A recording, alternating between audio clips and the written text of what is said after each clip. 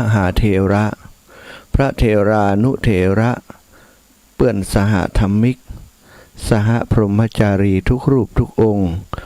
โปกห่มรักษาศรัทธาสาธุชนคนดีเท่าแก่อีป่ออีแม่ต่างหลายติดตามรับฟังรายการเสียงธรรมแสงอรุณในเจ้าของวันนี้วันที่18เดือนสิงหา2565ศรัทธาญาติโยมทั้งหลายบุญใหญ่งานใหญ่ของเครือข่ายคลื่นสีขาวของเฮาในการร่วมโดยช่วยกันปลูกต้นไม้ก่อตั้งผ้าป่าสามัคคีสมทบทุนสนับสนุนสร้างมูลนิธิสถาบันธรรมาภิวัตรกับท่านพระอาจารย์สาธิตธีระปัญโยณสถาบันธรรมาภิวัตรบ้านศพเตินตำบลศพปาดอำเภอแม่เมาะจังหวัดลำปางซึ่งได้อู้จากันมาเป็นเวลาร่วม1 เดือนศรัทธาญาติโยมทั้งหลายเตรียมงานกันมาเมินนานแล้วเนาะก็มาโหมอู้จากันประมาณแต่แล้วประมาณสัก15 วันศรัทธาญาติโยมโอ้แต่ภาพที่หันตะวานี้เนาะโทรเสร็จงานเรียบร้อยได้โทรไปไปจากับท่านอาจารย์สาธิตท่านอาจารย์ก็บอกว่าผมยังปลื้มใจบหายเตื้อท่านมหาหันศรัทธามามันกัดอกไปหมดเองนะอาตมาเข้าใจ เข้าใจคนทำงานเข้าใจคนจัดงานเข้าใจคนที่ต้องการความช่วยเหลือดีขณะที่เราต้องการความช่วยเหลือศรัทธาญาติโยมเขาบอกว่าไผจะมาหาพ่องไผจะมาช่วยพ่องไผจะมาดูแลเฮาพ่องบางพ่องเปิ้นก็มาโดยบ่ได้บอกบ่ได้กล่าวว่าจะมาลักมาแอบมาเนาะเพื่อจะเซอร์ไพรส์หรือว่าสร้างความปิติยินดีตื่นเต้นให้กับคนที่เปิ้นรอคอยเนาะท่านอาจารย์ก็วางแผนอย่างดีโมดศรัทธาญาติโยมที่จอดรถเต้นตีโต๊ะเต้นเก้าอี้สปะสเปดวันนี้ก็ขนวันค่ำบันแล้วเนอะศรัทธาแรงงานที่มาช่วยก็เป็นเยาวชนอย่างตั้งหลายแต่อาจารย์เตรียมงานมาเป็น10 กว่าวันวางแผนเรื่องสถานที่ที่จอดรถจอดราต่างๆแต่ว่านี้สิ่งที่ศรัทธาญาติโยมหันก็คงจะหันเหมือนอาตมาคือสายทานคลื่นสีขาวหลั่งไหลเข้ามาที่สถาบันธรรมาภิวัตรไหลขึ้นดอยศรัทธาเป็นปริศนาธรรมเหมือนกันเนอะคลื่นสีขาวการทำความงามคุณงามความดีนั้นบ่ใจง่ายๆเนอะศรัทธาญาติโยมบ่เหมือนกับสายน้ำที่ไหลลงต่ำมันไปต่ำห้วยต่ำห้องต่ำที่ไหนมันก็ไปที่หั่นกิเลสตัณหาปาเฮาลงต่ำปาเฮาลงไปสู่ทะเลห่วงเหวความทุกข์ความยากความลำบากทั้งหลายการเบียดเบียนสัตว์การลักทรัพย์การประพฤติผิดในกามการมุสาการดื่มสุราเมลัยเป็นกิจกรรมที่คนทั้งหลายทำได้ง่ายทำแล้วก็ป้ากันลงเหวลงห้องลงห้วยลงห้องเข้าไปลงไปในทะเลวังวนของกิเลสตัณหากินเหล้าเข้านาลีตีหัวเปื้อนเนาะลักขโมยอย่างมันจะเกิดก่อให้เกิดความทุกข์ปาชีวิตให้ลงต่ำเปรียบเหมือนสายน้ำที่ไหลลงไปสู่ที่ต่ำแต่ว่าสายทานบุญนี้ตรงกันข้ามทวนกระแสขึ้นบกขึ้นดอย ตะวันนี้พากันขึ้นดอยสถานเนาะพากันขึ้นดอยบ่จิ้งตัวใดนะก็เป็นม่อนน้อยๆที่สถาบันธรรมาภิวัตรโอ้ศรัทธาญาติโยม10 ปีกว่าที่จะได้อย่างอันตะวันนี้ฟังอาจารย์เล่าแล้วก็กัดอกเพิ่นบอกว่าก่อนนี้ถ้าจะไปฮับตานที่ไหนไปสอนไปธุระที่ไหนไปกิจกรรมที่ไหนเนี่ยรถมาฮับฟังตั้งเพิ่นอยู่บ่ได้นะศรัทธาโอ้ศรัทธาตะวันนี่สบายกะเนาะรถพื้ไปจอดบนเวลา ลงกันเลี่ยแล้วก็รถก็ไปจอดตีจอดรถตั้งลุ่มที่เปิ่นจัดไว้ฮือนะความจริงเตรียมไว้ตีอันบริเวณตีอันเป็นต้นตีปลูกต้นไม้สถาแต่ว่าถ้าไปจอดท่านก็จะวุ่นวายปลูกต้นไม้ก็ดีปลูกไอ้อย่างแล้วก็กลัวมันหมื่นมันเลอะเทอะนะก็เลยอันได้เอาไปปลูกตีส่วนของเอาไปจอดตีข้างต่างเขาศรัทธาเขาถ่ายรูปมาคือพออาตมาหันแล้วปะธรรมโมสังโฆอันอย่างปลัมปะเหลือคลื่นสีขาวลุกไหลมาแต่ว่ารถตู้สุดปิดศรัทธารถส่วนตัวแหมรถอย่างซุกไปกันครับคุยนะยัดเข้าไปในป่าดงพงหญ้าเนาะแล้วก็บางจอดยาวเลี้ยาวเหยียดไปต่างรถไฟออกไปต่างปุ้นออกไปต่างวัดซบเตินก็มีสถาญาติโยมหันแล้วคลื่นสีขาวนี้ทำอะไรอย่างมันเป็นคลื่นได้นะสถาคลื่นนี้จริงๆแล้วความหมายของท่านอาจารย์คือคลื่นติวิทยุนะเป็นคลื่นวิทยุสีขาวความหมายมันมีหลายอย่างเลยคลื่นสีขาวนี่นะครอบครัวคลื่นสีขาวเนี่ยคลื่นสีขาวฟังวิทยุสีขาววิทยุความจริงทานินอะไรอย่างกระจ่างและสีดำมด แต่ว่าคนสิ่งที่เขาฟังกันนั้นคือธรรมะคือของขาวของที่จะมาทำจิตทำใจของศรัทธาญาติโยมคือเป็นสีขาวก็คือสีแห่งความบริสุทธิ์นะความบริสุทธิ์นั้นก็คือสีขาวสีขาวเป็นสัญลักษณ์ของศาสนานะจะเป็นทุกศาสนาก็ได้หรือว่าพุทธศาสนาของเขานั้นเป็นหลักเลยส่วนใหญ่จะใส่สีขาวกันไปวัดไปวาอวดเสื้อสีขาวกันนะเอานุ่งเสื้อสีขาวผ้าห่มสบายสีขาวมันงามตาดูสถาคลื่นสีขาวไปตะวานี่บ่มีไผ่ปลอมเลยนะคลื่นสีขาวใส่สีขาวกันตั้งนั้นไปอาตมาหันแล้วมันเหมือนสถาเป็นคนที่หันอย่างกัดอกนะมันเปลี่ยนความรู้สึกเนี่ยสถาเข้าใจเนาะกัดอกนี่ ไผ่คงกับกัดอกมันกัดอกออกนอกมันจะอะไรบอกบัดทุกนะหันมันปื้มมันปิตินะปิติหันคนเฒ่าคนแก่บางผ่องไม่ชีขาสถาญาติโยม90ปลายไม่ชีขามายกเงียกเดินจากรถลงมาเขาเพียลงมาเดินมาหอมตังลูกหลานเพียมาก็ยังบ่นั่งเก้าอี้หั่นลูกหลานมาหอมเปิ้นบอกว่าต้องหอมคนเดียวนะมันได้หอมกับมือมันม่วนใจท่านมหามันม่วนใจมันดีใจมันอิ่มใจนะทำบุญยากกว่าจังมันอุตส่าห์มาถึงเพมาหอมคนเดียวนะมันเต็มใจดิบัดใจบ่ไว้ใจเขาได้กรรมนี้ศรัทธาญาติโยมกรรมนี้อาตมาบัดตักไผ่แหมเหมือนหนังหันยังปล่อยให้มือเข้ามาหอมอีกนะมันฟังแล้วเข้าใจมันชัดเจนมันเต็มอิ่มนะถ้ามาบัดได้ก็ฝากเขามาบ่เป็นหยังมันแต่ว่าเนี้ยใจแต่ว่านี้อาตมาบ่ได้จดสถิติเรื่องลดศรัทธาญาติโยมเพราะว่าหน่วยอยู่ที่ตั้งกองอำนวยการเนาะแต่ครูบาอาจารย์คร่าวๆนะรถตู้นี่58กันดูศรัทธาสงสัยกระถายังไม่กันนี่58กันนี่นะท่านพระครูอภิวัตเมตตาส่งมาคือรถตู้58กันรถยนต์ส่วนตัว20กันนะทีมของพระอาจารย์แน่นอนนะ20กันนี่นะแล้วก็บัชาบอีก30กัน ของท่านอาจารย์แต่ว่าของทีมงานทั้งหมดนั่นนะศรัทธาญาติโยมตีมาอย่างตั้งงานเวียงป่าเป้านี่รถตู้7กันเนอะรถตู้7กันเวียงป่าเป้าแม่สวยท่าก้อแหมรถตู้แหม1กันรถส่วนตัวแหมแล้วก็ตั้งเมืองปานเนี่ยเมืองปานนี่รถส่วนตัวมา 3-4 กันเนอะบ้านตรงโป่งบ้านของอาตมาแล้วก็ตำบลแจซ้อนเนี่ยปนน้อยฝนแม่คำนวณโยมแม่ฉลาดพี่น้องแจซ้อนมากันเป็น10 กว่าคนนะมา1รถตู้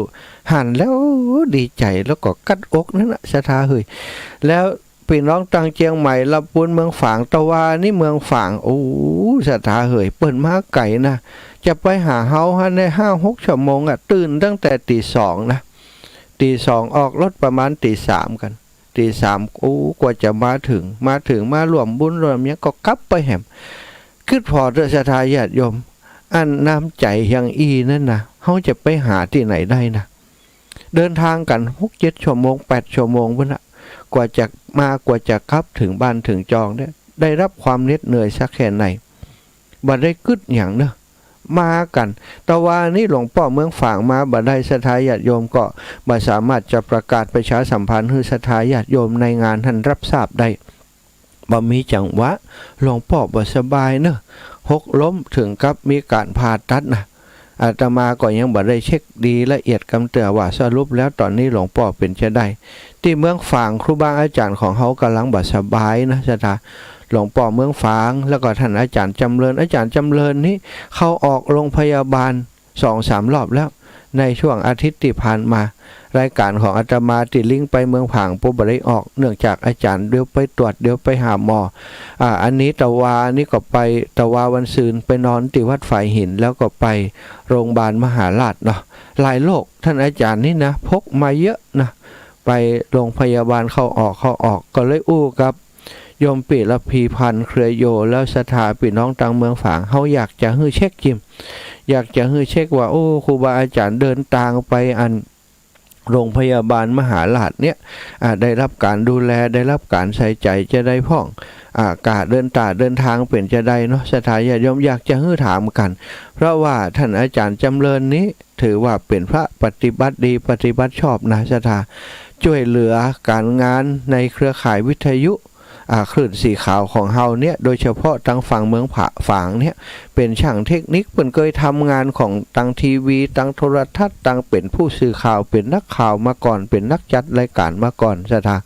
มีความรู้เรื่องนี้ก็เอาความรู้เอาเทคโนโลยีที่ได้ห่ำเรียนมาที่เคยได้ใจมาไปสนองงานของคณะสงฆ์อำเภอฝาง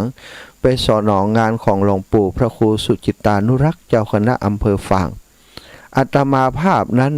ความเป็นส่วนตัวอันนี้คบหากับท่านอาจารย์ฮักเป็นพี่อ้ายใต้หัวฮักเป็นครูบาอาจารย์หันเป็นปฏิบัติดีปฏิบัติชอบเคยเดินทางไปไหนด้วยกันก็เข้าใจกันวันเดียวนี้อยากจะให้เช็คว่าโอ้อันเปิ่นกายใจใจเป็นจะได้พ่อง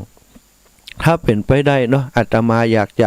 จะร่วมบุญกับโยมปีละพีพันธ์เครือโยและพี่น้องเมืองฝางเอาปัจจัยส่วนหนึ่งไปถวายคือเป็นการเดินทางไปโรงพยาบาลของท่านอาจารย์เพิ่นแล้วแต่เพิ่นจะใช้ตามอัธยาศัยอิตนะสถานเนาะตอนที่เพิ่นรักษาตัวนี่นะถ้าโยมปีละพีพันธ์และพี่น้องเมืองฝางขึ้นใจได้ไล่ใจตันช่วยกันเนาะ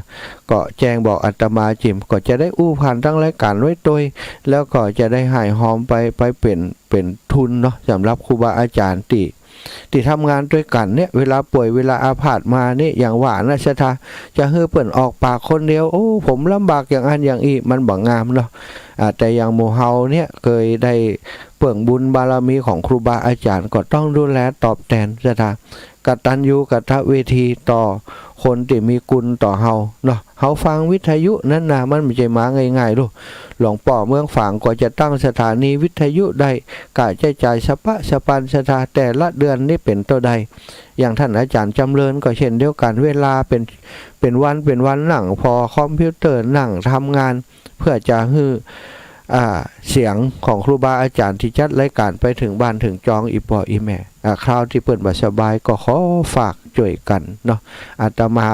แทรกเรื่องนี้เข้ามาก็เพราะว่าอู้ถึงพี่น้องเมืองฝางที่เดินทางไปตะวันนั้นพี่น้องเมืองฝางสี่กันแล้วก็4 ก่อนว่า4 ก่อน 5นั้นแล้วก็พี่น้องชัยประการ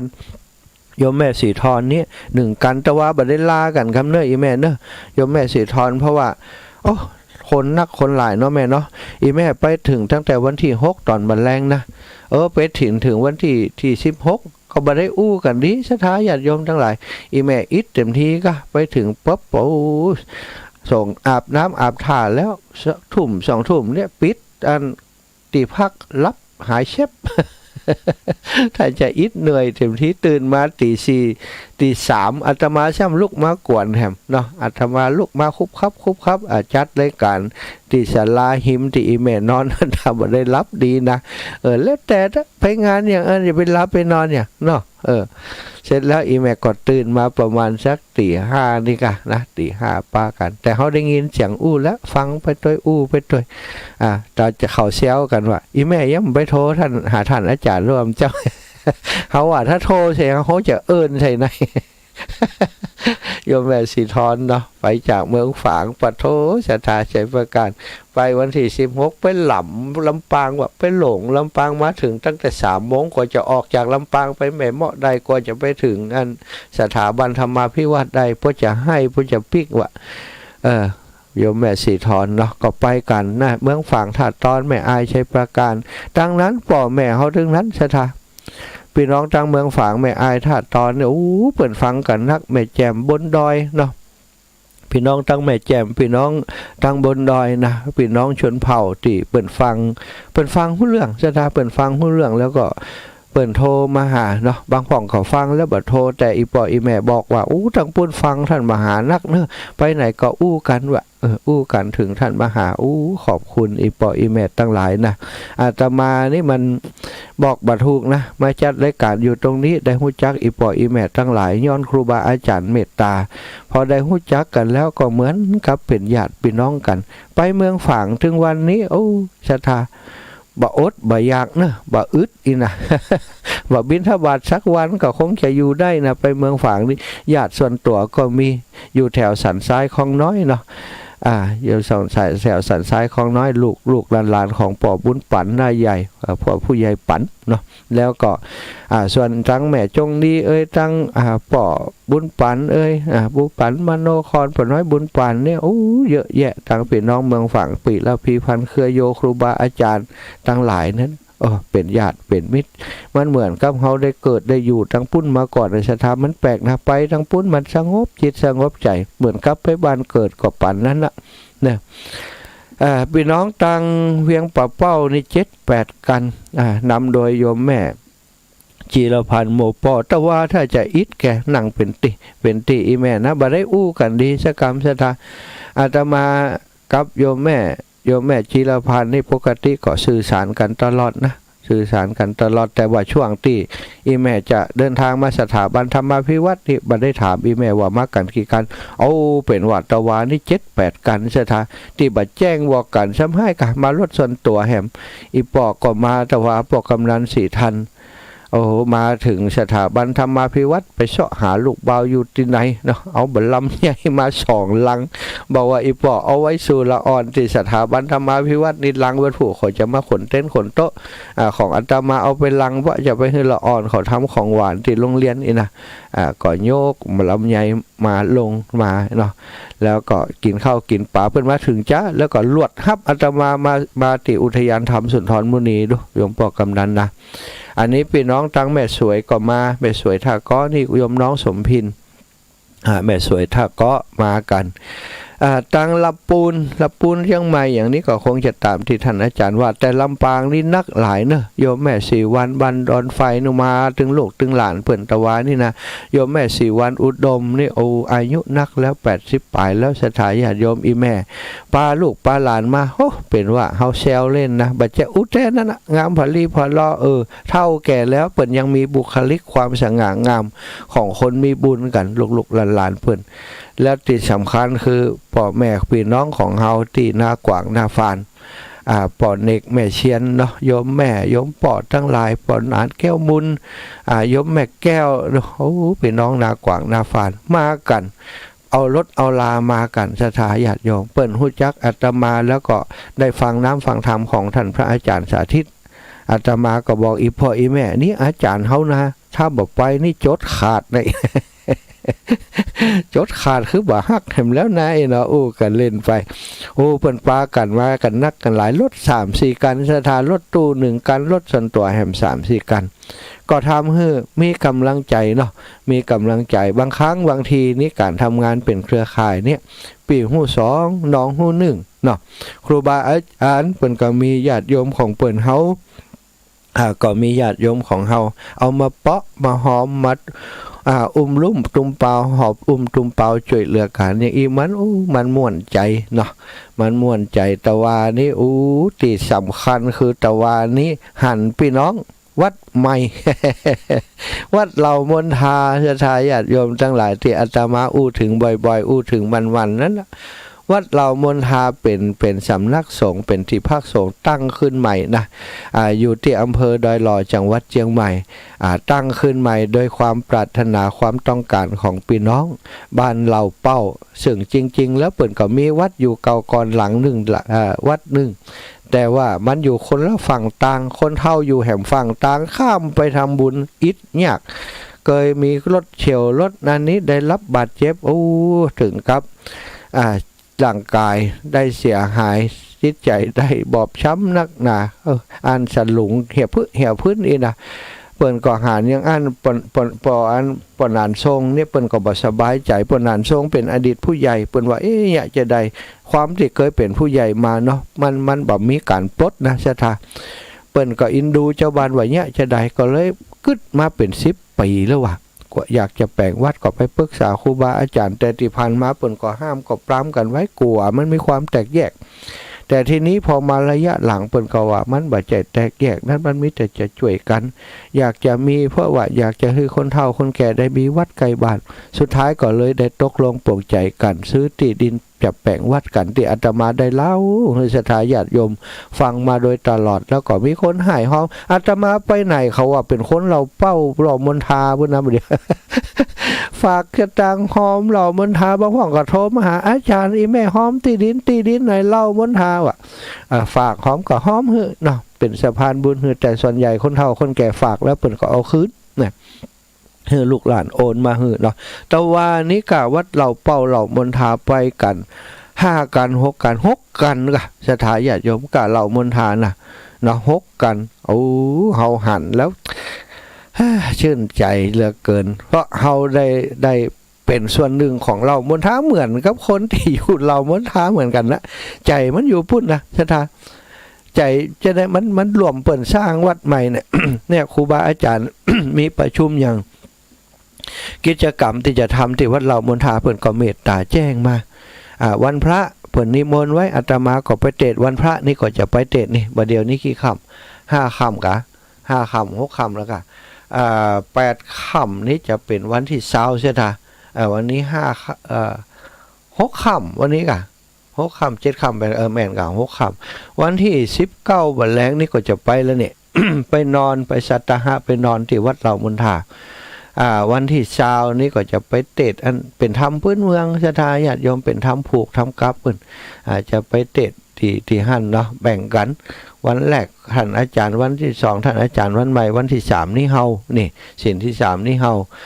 ศีลก่อนบ่ได้เทศก็เลยกลายเป็นศีลนี้นะแล้วก็เพิ่นจะประชุมเรื่องการจัดกฐินของวัดเรามนทานี่วัดเรามนทาตะวานี่รวมพลังกันมาที่สถาบันธรรมาภิวัตรเปิ้นมาแล้วเปิ้นชื่นใจซะท่าเปิ้นบ่เคยมากันนักอย่างอันกำตัวอันนี้ปัดบ้านกันมาเนี่ย6-7 ลำนี่มันไปซะหน่อยเนี่ยมันได้ก็เกือบจะหมดบ้านเลยอะเนาะมากันใส่ชุดขาวงามแล้วก็มาร่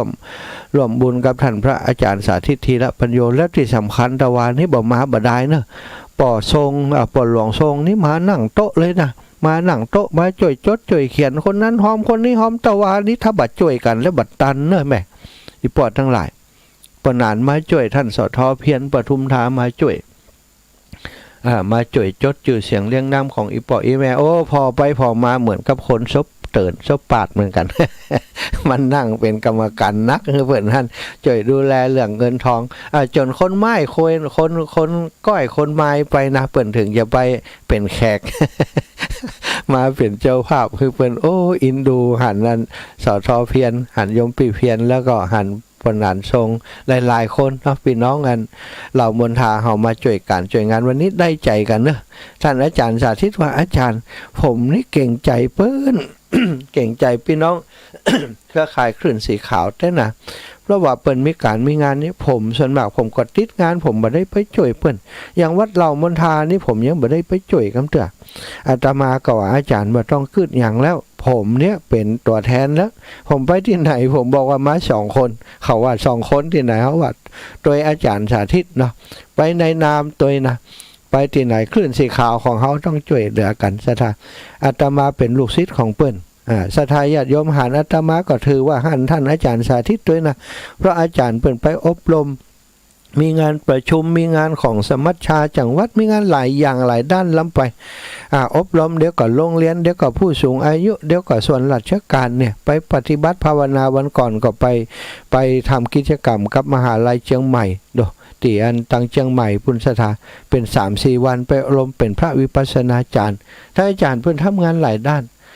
การที่จะไปหาศรัทธาญาติโยมอย่างอาตมามันกว่าเนี้ยบ่ได้อาตมาเป็นหนุ่มพระเนจรเนาะศรัทธา นักทุดงนะทุดงยองว่าอาตมาไอ้หนุ่มเท้าไฟอีนะไอ้หนุ่มเท้าไฟพระน้องเล็กอีนะเดิน เดินไปครับค่อยเป็นพระทุดงเป็นพระพเนจรฉะนั้นบ่ได้ประจำอยู่ที่ไหนเป็นลักเป็นแหล่งศรัทธาเป็นคนเลื่อนลอย ไม่ใช่ทำไรเลื่อนลอยนะเป็นคนที่ว่ามีความคล่องตัว จะไปไหนก็สะดวกเพราะบัดได้รับหน้าที่เป็นเจ้าอาวาสพระเถระพระสังฆาธิการอายังนะบวชมาต้องการจะทำประโยชน์ต่อส่วนรวมช่วยเหลือโรงเรียนช่วยเหลือการศึกษาช่วยเหลือครูบาอาจารย์เหมือนกับว่าเฮาอยากจะเป็นส่วนหนึ่งที่ไปเตรียมไปเติมสิ่งที่เปิ่นครูบาอาจารย์เปิ่นติดขัดเปิ่นขาดกันไปก็คือคนที่ฟรีสไตล์อย่างอาตมานี้เปิ่นมีการที่ไหนงานที่ไหนหันหมดซะท่าไปโดยเปิ่นหมดเพราะไม่ได้เป็นเจ้าอาวาสหรอกเพราะไม่ได้เป็นเจ้าอาวาสก่อนมีความสบายจะไปหันจะไปนี่ก็ไปได้สะดวกสบายใจครูบาอาจารย์เปิ่นมีงานที่ไหนก็ไปช่วยเปิ่นมันจำเป็นนะจำเป็นต้องมีคนอย่างอาตมานี้อย่างตะวาเนี่ยถ้าคือท่านอาจารย์เปิ่นไปถ่ายทอดสดอยู่ที่สถาบันธรรมาภิวัตน์เนี่ยถ้าจะคือท่านอาจารย์พระครูอภิวัฒนวิกรมไปนอนท่าเปิ่นอย่างอาตมานี้นะมันก็ทำมาได้สถาอาจารย์จะต้องบริหารสถานีของเปิ่นตัวคอยเกาะสัญญาณคอยจัดรายการท่านตัวแล้วก็คอยนำสถาญาติโยมไปตัวนะก็เลยว่ามีอาตมามันก็ดีไปอย่างเป็น3 in 1 2 in 1เหมือนกัน เพิ่นก็ได้ใจได้สอยแต่ว่าจะเฮ้อเก่งอย่างครูบาอาจารย์นั้นมันเป็นไปบ่ได้สถาอีปล่อยแม่พรรษาการของครูบาอาจารย์30-40 พรรษาแล้วเป็นพระมหาเถระกันหมดอาตมาเพิ่งบวชมาเป็นนวกะมาอาศัยเปิ่งบุญเปิ่นมาจ่วยก็เหมือนประมาณว่าเป็นโฆษกเป็นพิธีกรนี่ค่ะอู้ใจอย่างอู้ใดไปเปียงอะละมันเก่าก็เพราะจะอู้ใดนั่นนะแต่ว่าจะเก่งแต่นั้นมันยังบัดเต่าครูบาอาจารย์แต่พอจะเสริมทับกับครูบาอาจารย์ยามที่มันตอนนี้ต้องการค้นอู้อย่างก็อู้ไปประชาสัมพันธ์งานต่างๆไปเพื่อให้งานมันเป็นไปด้วยความราบรื่นเนาะก็รับผิดชอบหน้าที่ตรงนี้กับครูบาอาจารย์ท่าเนาะเป็นการช่วยงานกันแบ่งหน้าที่กันไปนะคนเฮาในทัพหนึ่งในการจะไปพบรับจับซึกนั้นมันมีหลายอย่างเนาะจอมทัพแม่ทัพทหารเนาะทหารซ้ายขวาทหารเสนาอามาตย์คนวางแผนทหารเล็กทหารน้อยกะเลกะลาดไปจนถึงคนทำกับข้าวกับป่าเสนาลักษ์ต่างหลายมันต้องมีหลายฝ่ายอาตมาถ้าเปรียบภัยก็เป็นทหารเสนาลักษ์กะเล็กกะลาดติคอยจะช่วยเหลือทหารใหญ่ทั้งหลายเวลาเขายบพบทัพจับศึกนี่อาจารย์เพิ่นจะเป็นแม่ทัพคือครูบาอาจารย์พระมหาเถระทั้งหลายก็เป็นแนวหน้าคอยทำหน้าที่แห่งอย่างหนึ่งเฮาเป็นลูกศิษย์ลูกหาคนทั้งปิดทั้งปลายก็คอยทำหน้าที่สนับสนุนตอนที่คนยังบ่ฮึกเหิมเด้อกะซึกยังบ่นี้เด้อกะก็ต้องอาศัยคนหมู่นี้คนตัวน้อยๆนี้ทำงานขับเคลื่อนกันไปเนาะก็ขับเคลื่อนคือกับครูบาอาจารย์หันงานออกมาเป็นผลสำเร็จอย่างตะวานี่สถามันก็อดจะปลื้มใจบ่ได้เพราะเฮาก็เป็นส่วนหนึ่งของการขับเคลื่อนงานในครั้งนี้อาตมานี่กับท่านอาจารย์ตั้งแต่ครั้งแรกเลยไปเดินแอวสถาบันธรรมาภิวัตน์วันนั้นไปแอวหาท่านอาจารย์ก็ได้ถ่ายวิดีโอไลฟ์สดด้วยแล้วก็อู้กันไปด้วยอาจารย์ก็จี้หันจี้นี่อันนี้ ติได้มาเขาก่อนผมจะปลูก เป็นไม้ผลบะม่วงลำไยอย่างอีเพื่อเป็นเศรษฐกิจเลี้ยงตัวในสถาบันนี้ต่อไปตั้งหน้า แล้วก็ตรงนี้เป็นตีว่าง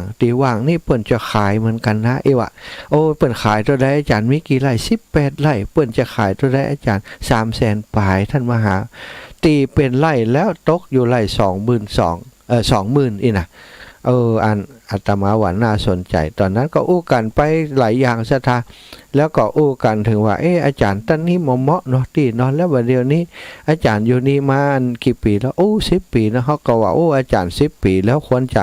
มีงานสมโพธิสักเตือกาอีเนาะอย่างปลูกต้นไม้นี่อาจารย์ผมว่าปลูกเลยแล้วก็จนศรัทธาญาติโยมมาเป็นเจ้าภาพด้วยนะคือเปิ่นได้มาปลูกต้นไม้ปลูกอย่างที่แรกจะเป็นกิจกรรมประมาณปลูกต้นไม้อย่างเนี้ยอาจารย์ว่าเนี่ยผมบอกหู้ใจเนี่ยช่วงใดบัดเดี๋ยวนี้มันบ่มีวันว่างเลยเนาะมันบ่มีวันว่างเลยบัดเดี๋ยวยาวไปถึงเดือนหน้า 2-3 เดือนพุทธศาสนาอาตมาก็เลยอาจารย์กำหนดวันไว้เถอะเอาว่างเหี่ยสักวันเถอะปะกำหนดวันเหี่ยแล้วมันจะได้อู้จากันแล้วก็จะวางแผนว่าจะทำกันจะได้สุดท้ายท่านอาจารย์เพิ่นตัดสินใจกำหนดวันเป็นวันที่17 สิงหาเปิ้นว่าวันนี้เป็นวันที่ผมได้เข้ามาอยู่ที่นี่นะวันที่3 สิงหาเข้าไปทำเรื่องทำราววันที่17 สิงหาเปิ้นได้ไปพักอยู่ที่ฮั่นเลยสถา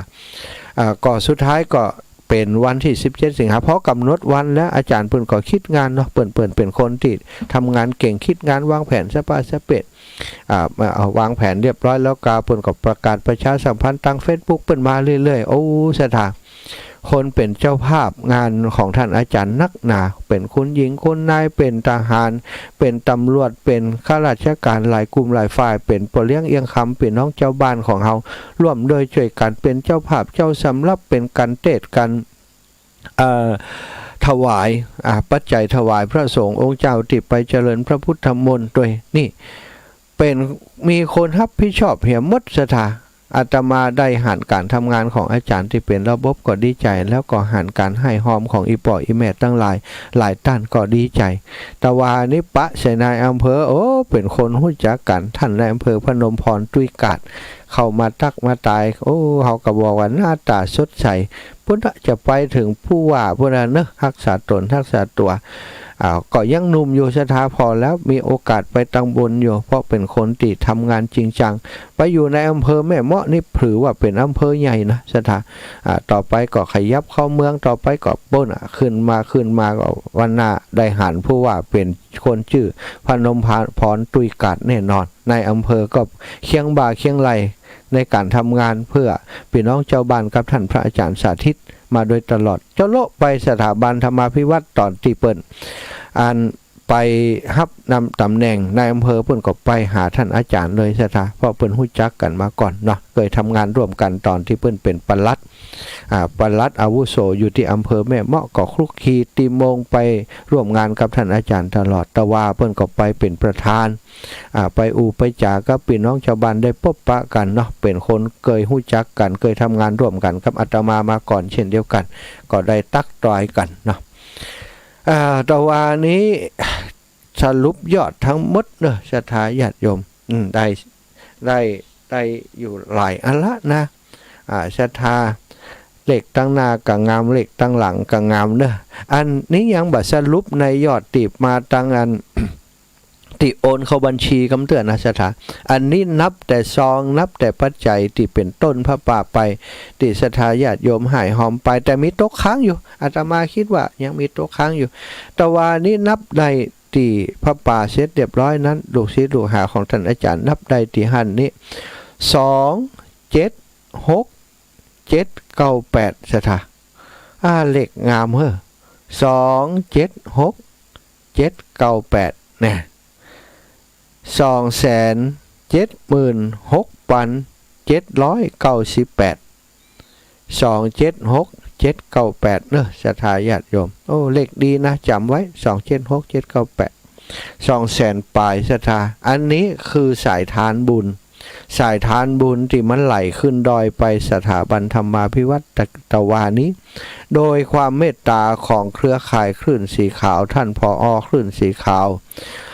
ครูบาอาจารย์ท่านพระครูอภิวัฒนวิกรมและเครือข่ายทุกรูปทุกองค์ตะวานี่ปะกันบ่ข่วยบ่เสี่ยงนะแต่บ่ได้กราบทุกรูปทุกองค์แต่ก็ได้สาได้ไหว้กันได้ยิ้มมือกันท่านพระครูสุเมธท่านพระครูกัลยาณประโมท เนาะครูบาอาจารย์ท่านพระครูวัดหนองเฮียงเนี่ยครูบาอาจารย์ท่านอาจารย์มหาเสาแก้วครูบาศรีหมื่น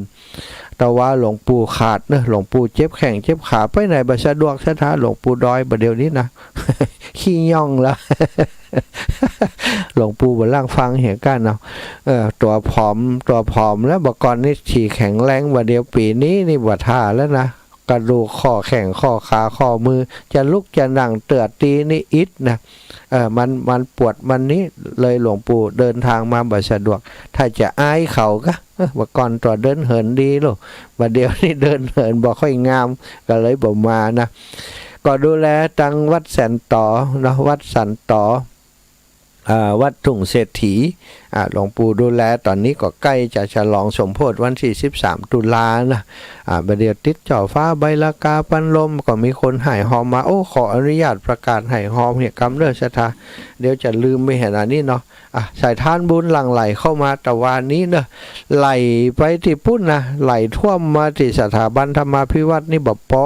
ท่วมรองไปถึงอันเวียงป่าเป้าแต่วันนี้มีหมายมีศรัทธาป่อน้อยฝนมักได้พร้อมครอบครัวอยู่บ้านเลขที่82หมู่2ตำบลแจ่ซ้อนอำเภอเมืองปานจังหวัดลำปางขอถวายปัจจัยร่วมทำบุญวัดทุ่งเศรษฐีบ้านสันต่ออำเภอเวียงป่าเป้าเป็นค่าปันลม500 บาทเป็นค่ากระเบื้องปูพื้น1ตารางเมตร300 บาทรวมเป็นเงิน800 ขออนุโมทนาสาธุขอฝากกับท่านพระครูปฏิภาณธรรมทินจัดการฮึกรรม หลวงปู่จัดการโอนคือหลวงปู่ไปแล้วนะอันนี้กว่าจะปะหลวงปู่วันที่13มันจะเมินไปแกะซองแล้วศรัทธาพ่อเปิ้นเขียนหน้าซองมาถ้าบอกเขียนหน้าซองอาตมาบอกกล้าแกะเนอะศรัทธาถ้าฝ่ายฝากอาตมานี่ขอรบกวนเขียนหน้าซองถ้าบ่เขียนหน้าซองนี่อาตมาบอกกล้าแกะเขียนหน้าซองคือเรียบร้อยเป็นจำนวนต่อใดเขาจะถ่ายรูปแล้วก็โอนไปให้เปิ้นแล้วก็แกะซองพอเนาะถ้าบ่อันนี้มันเหมือนกับว่ามันเขียนเอาคนเดียวนะแต่คือบ่ฮู้อ่ะ แล้วก็มีอันนี้ของบุญนะวัดทุ่งเศรษฐีนะอันนี้พิเศษมาแล้วก็แม่แก้วศรีทิกุลแม่แก้วศรีทิกุลพร้อมด้วยลูกหลานทุกคนบ้านท่าโทกตำบลทุ่งฝายอำเภอเมืองจังหวัดลำปางร่วมบุญไปที่มจรมหาวิทยาลัยสงฆ์แห่ง100 บาทอันนี้เปิ่นเขียนมาแล้วอาตมาก็แกะแล้วโอนไปนี้อีแม่เปิ่นฝากมาเนอะเธอบัดตะวาปะท่านอาจารย์ก็มันอันซองในยามเขาก็หลายนะก็เจาะหากระตึมปะบ่ได้ฮื้อสักคำแต่ขออนุญาตประกาศให้ทุกคนทุกอีแม่จันดีทราบเนอะแม่จันดีถวายเป็นค่าน้ำค่าไฟท่านพระครูอภิวัฒนวิกรม200 บาทพี่น้องบรรสันนำเองอาตมาจะไปวันที่20อาจารย์จะมาประชุมหันเดี๋ยวจะไปถวายอาจารย์นะตอนนี้ก็ขอประชาสัมพันธ์อันนี้นะแต่ว่าเปิ่นซองมาอาตมาบอกค่อยมีเวลาบ่อยขออนุญาตประชาสัมพันธ์ตรงนี้เฮียเพื่อให้ศรัทธาญาติโยมได้ร่วมอนุโมทนาด้วยกันเด้อแต่ว่านี้เปิ่นมาหอมกับน้ำกับไฟช่วยเหลืออาตมาติสุนทรมุนีนี้ป้อสนที่แม่เพียบวงชุมปันพร้อมลูกหลานบรรณาฟานดอนไผ่200 บาทศรัทธากลุ่มพุทธบูชากรรมฐานน้องสาวอาตมาเนาะนางสาวพันนิตาพรหมมินร่วมบุญนะและอาจารย์แม่จันเพ็ญคำโพธาแม่ยุพินถาวรนางสาวศิริพรถาวรร่วมบุญมาจำนวนบอกละกลุ่มปฏิบัติธรรมวัดพระสิงห์ถวายท่านอาจารย์สมชาติชาตปัญโย500 บาทขอบคุณโยมแม่ครูเนอะเป็นแม่ทัพนำมาตวาแม่ครูธัญญาทองอิ่มนะแล้วก็ศรัทธาแม่ทองดีพร้อมครอบครัวพี่น้องตังแจ่ซ้อนเมืองปาน100 บาทเนาะแล้วก็อันนี้ถวายปัจจัยพระสงฆ์นะจากสถาบันธรรมาภิวัตรถวายพระสงฆ์จากสถาบันธรรมาภิวัตรนะแล้วก็แม่จินดามหาคำบ้านสันบ้านสันบ้านสันเวียงปะเป้าลู่เนาะถวายก้าน้ำก้าไฟท่านอาจารย์สมชาติ100 บาทโยมแม่เพ็ญศรีเมืองสุวรรณบ้านล่องเคาะวังเหนือถวายท่านมหาสมชาติ509 บาทโอ้อีแม่มีเก้าหือตัวโยมแม่พัดจันทิพย์วงพรมสายบ้านหนองยางร่วมถวายค่าน้ำค่าไฟมา500 บาทนิพาพรแสงเมืองใจเนาะ บ้านป่างิ้วแม่ล่าพรเนาะถวายอันนี้ไปถวายไปวัดเหล่ามนทาถวายไปวัดเหล่ามนทาเนอะถวายไปวัดเหล่ามนทา200 บาทติดอยู่นี่เนอะเดี๋ยวก็จะเอาไปวัดเหล่ามนทาของท่านอาจารย์พระครูนี่แล้วก็ศรัทธาแม่อัมภัยคำสุขถวายท่านอาจารย์มหาชมภาสข้าเน็ตเต่าใดบ่หูพ่อศรีลักษณ์แม่ทัศนีจันทิพย์นนเต็มบริจาคค่าน้ำค่าไฟ100 บาทนะนั้น200 บาทนะแม่อัมภัยคำสุข200 บาท นางละไมยารังสีสันมาเค็ดร่วมทำบุญค่าน้ำค่าไฟ100 บาทแม่ป้านมณีชัยบ้านใหม่เจริญเนาะเวียงป่าเป้าถวายค่าน้ำค่าไฟ60 บาทสาธุอีแม่พ่อสอนแม่นวลจันทร์นนเต็มบริจาคค่าน้ำค่าไฟพี่น้องนาฟาน100 บาทแม่สายคำพร้อมครอบครัวบันซบร้องบันโฮงละปูนถวายค่าต้นไม้พระเจ้า5 พระองค์แล้วค่าน้ำค่าไฟเนาะเป็นเงินอยู่600 บาทโยมแม่อุยติบมีใจบ้านสันมาเค็ดค่าน้ำค่าไฟ100 บาทโยมแม่ขันคำการซื้อถวายพร้อมครอบครัวถวายค่าน้ำค่าไฟ200 บาทโยมแม่น้อยทาอาสาท่าโทษถวายค่าน้ำค่าไฟ100 บาทแม่บัวลอยมีจิตมีกระจิตบ้านต้นพึ่งวังเหนือถวายค่าน้ำค่าไฟท่านมหา40 บาทแม่บัวเขียวนวลยิ่งบ้านจำเริญเวียงป่าเป้าถวายมาน้ำค่าไฟ100 บาทแม่นวลดวงจันทร์ต้อนรับค่าน้ำค่าไฟพี่น้องจากเมืองปาน100 บาทแม่ดวงจันทร์ต้อนรับพ่ออเนกแม่เสียวงชุมพันธ์บริจาคค่าเน็ต300 บาทนางสาวแก้วทรายคำบ้านนาพานเนาะแม่ทะถวายเป็นค่าน้ำค่าไฟมา50 บาทแม่ทอแม่หลวงสุทธาที่นีสีแก้วบ้านแม่ยิ่งนะร่วมบุญมา200 บาทตะวามปะอีแม่ก็ไหมปะแล้วกะแม่ฉลาดแจ้ซ้อน100 บาทแม่จันฟองโปธิเรือนพร้อมครอบครัวบ้านแม่วางอุทิศปอแก้วเนาะถวายมา100 บาท แม่จีรพันธ์โมปอพร้อมครอบครัวอีแม่ถวายเป็นกระน้ำกาไฟอัตมา100 บาทสาธุอีแม่เด้อแม่ดีป่วนปันบ้านป่าคาวังเหนือร่วมบุญมา100 บาทบ้านท่าจ้างหนองลมแม่น้อยสุภาวงศ์100 บาทแม่น้อมสุภาวงศ์ แม่บัวไข่ปันทิยะนะปันอิยะถวายส่วนตัวท่านอาจารย์พี่น้องบันสันเข้าแคบหลวง20 บาทแม่บัวลอยแรงจริงเนาะพร้อมครอบครัว200 บาทพ่อหลวงหวยชายคำบรรณาฟาน100 บาทพ่อลูนแม่แก้วสิริวงศ์บ้านนากวางดอนไฟ100 บาท